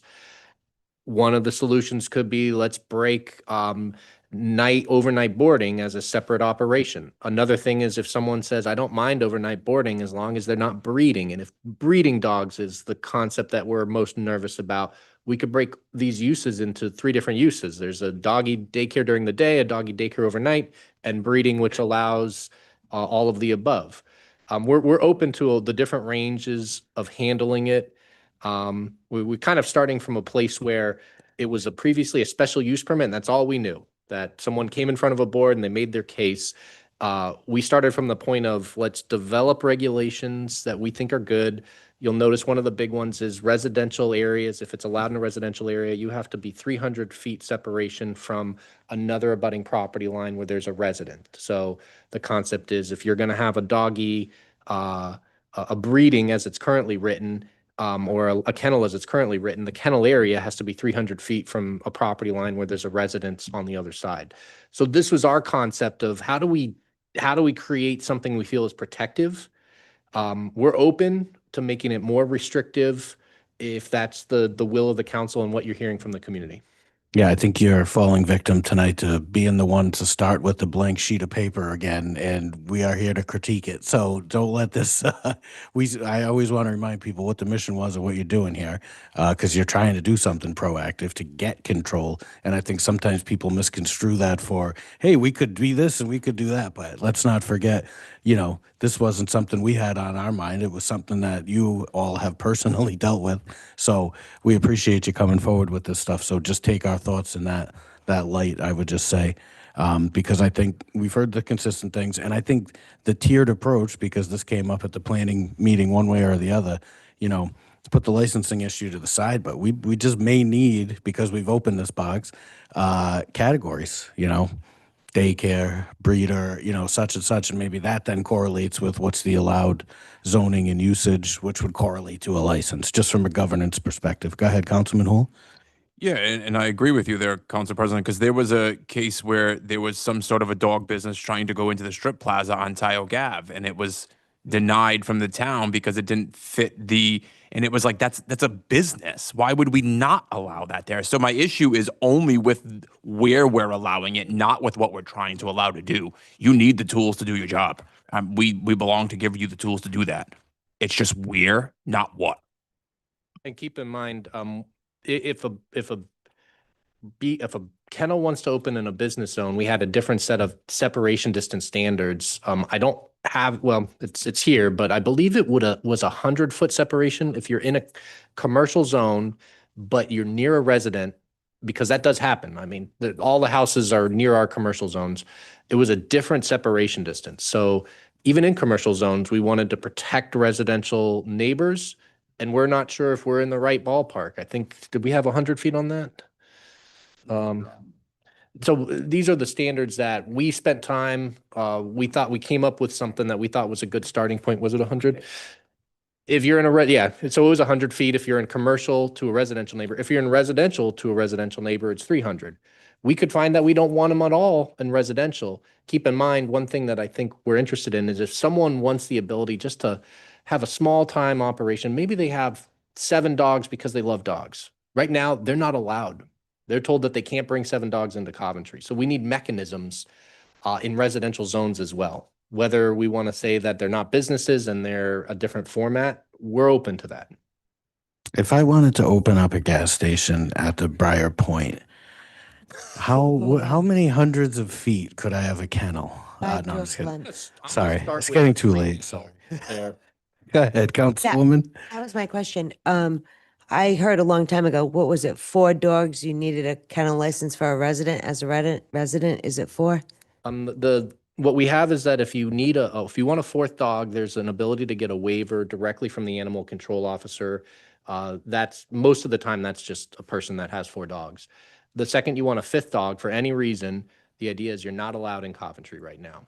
And so we previously just did that all as one use. Kennels did everything. It did grooming, it did overnight, it did breeding, and it did, I just want to have 5 dogs. We're open to breaking this into many different categories. That's my point. We're open to treating every category differently in different zones. Yeah, the idea is, Before I it mean, was just kennel. this can get wildly complicated quickly. What you're seeing right now is a first draft that was trying to take some restrictive approach. We're open to making it more restrictive in certain areas or less restrictive in others if you feel comfortable with a lesser number or a different approach. Yeah, I think the general vibe from the public and us is, we support the business aspects in the right areas. We don't want to curtail people owning dogs. We want to truly find that sweet spot. And I just don't know if we'll be able to without getting as complicated as it may. And maybe not super complicated. Go ahead, Councilman Pasqua. I think there's a lot of debate on this. As you said, it can be complicated. Maybe we invite the public to send us an email or write a letter and just let us know what they feel about it, and give you guys some time to work through all that and revisit this. I think that's probably the way to go, because we can talk about this and debate this for hours. Yeah, for another I think 3 minutes, so. That's all fair. I'm going to just say for the record, since it's planning that would quarterback, people can email me, interested residents, again, council members. You can email me individually and just say, I've got a couple of ideas, suggestions. I don't think there's any issue with just giving me comments and content. What I'm hearing is that I think we want to break it up into a different tiers, it's not one kennel and how do we handle it? It's different amounts of dogs and different things you're allowed, whether that's just doggy daycare, whether it's overnight, or whether it's breeding. We'll put some time and thought into that. If you have comments on that now, we'll definitely take them. So we're, whether you want to give them now or whether you want to email me, we want to come back with something that's closer to what you want and maybe close enough to do it through a hearing process. Thank you. Vice President Brown. Yeah, and I think I want a recommendation from the planning board that says they recommend it, not neutral. I know they put a lot of work into it and they only came back with a neutral opinion on it, but I think their board and everything is very important. So I would look for a approval from from them to recommend it to us. Yeah, and then if you don't mind, well, no, they could send it to the planning commission for July, and then it can come back. So what I'd ask of you is the Planning Commission serves a statutory role to provide you a recommendation. And it's true, they bandied this about, they considered a negative. At the end of the day, they've landed on neutral because they wanted to leave you guys with an open door.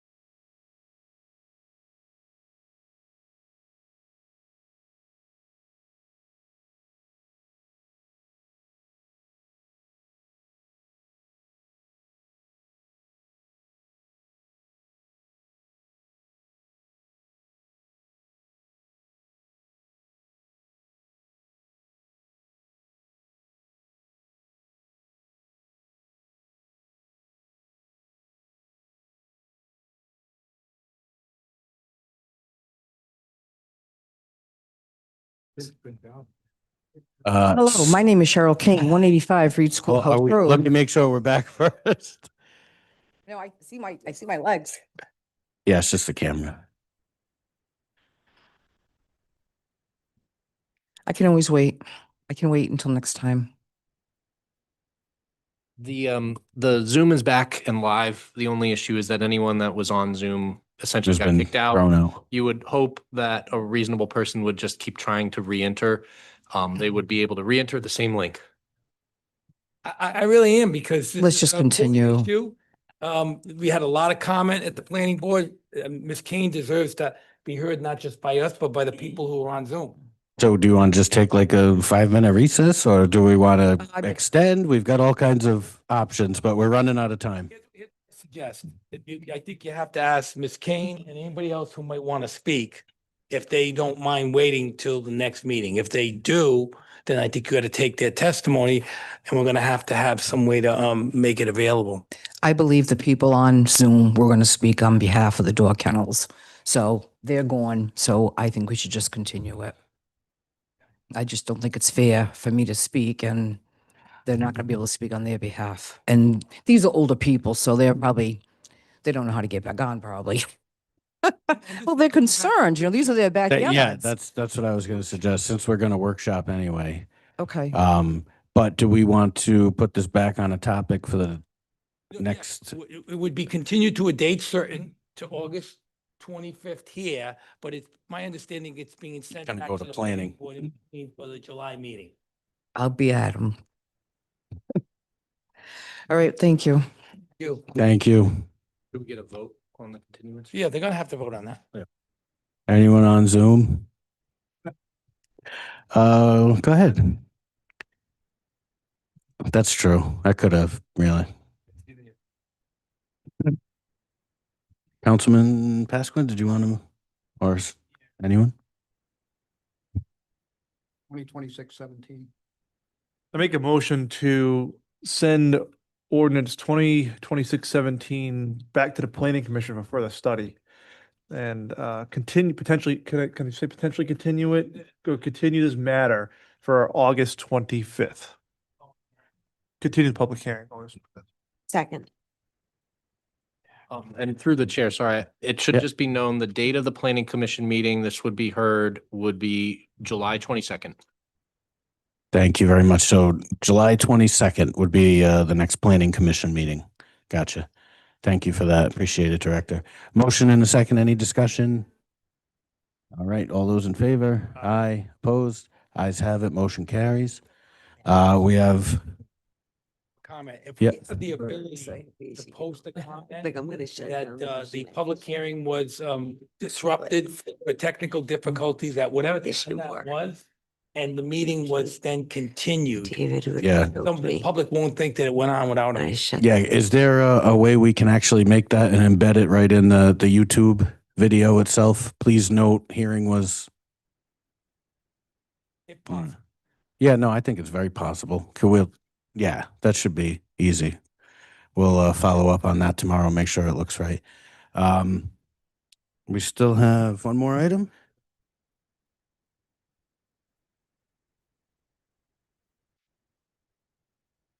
We can put something to the effect of, yeah. We'll have to take a look, yeah.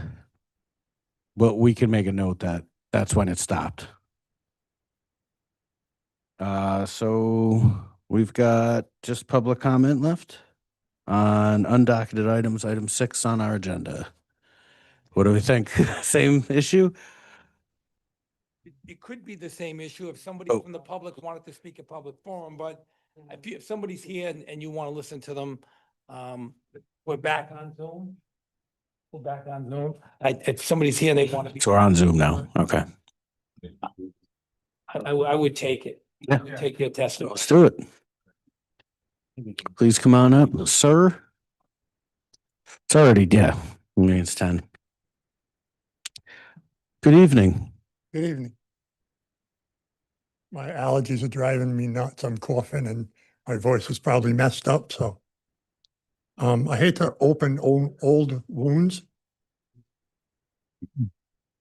But, way back when, and, earlier in the meeting, Councilman Hool was talking about, we're responsible for what we say because we're on camera.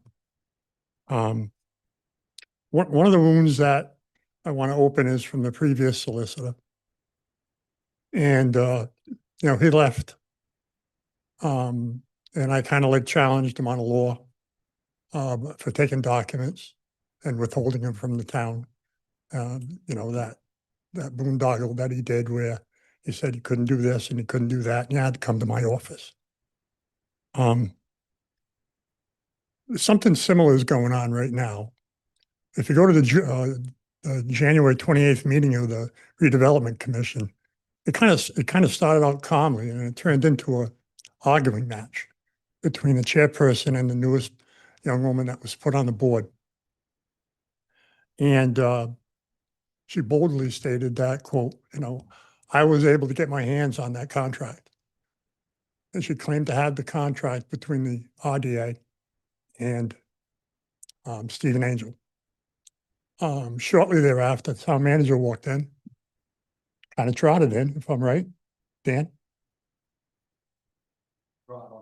You don't trot?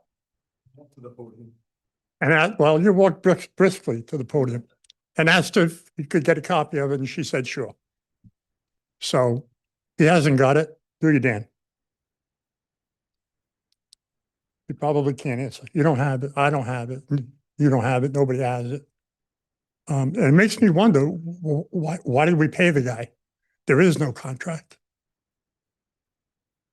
Somebody signed a contract and it's gone and nobody can produce it. Yet someone on the redevelopment agency claimed that they had it. And that person is now the chairperson of the redevelopment agency.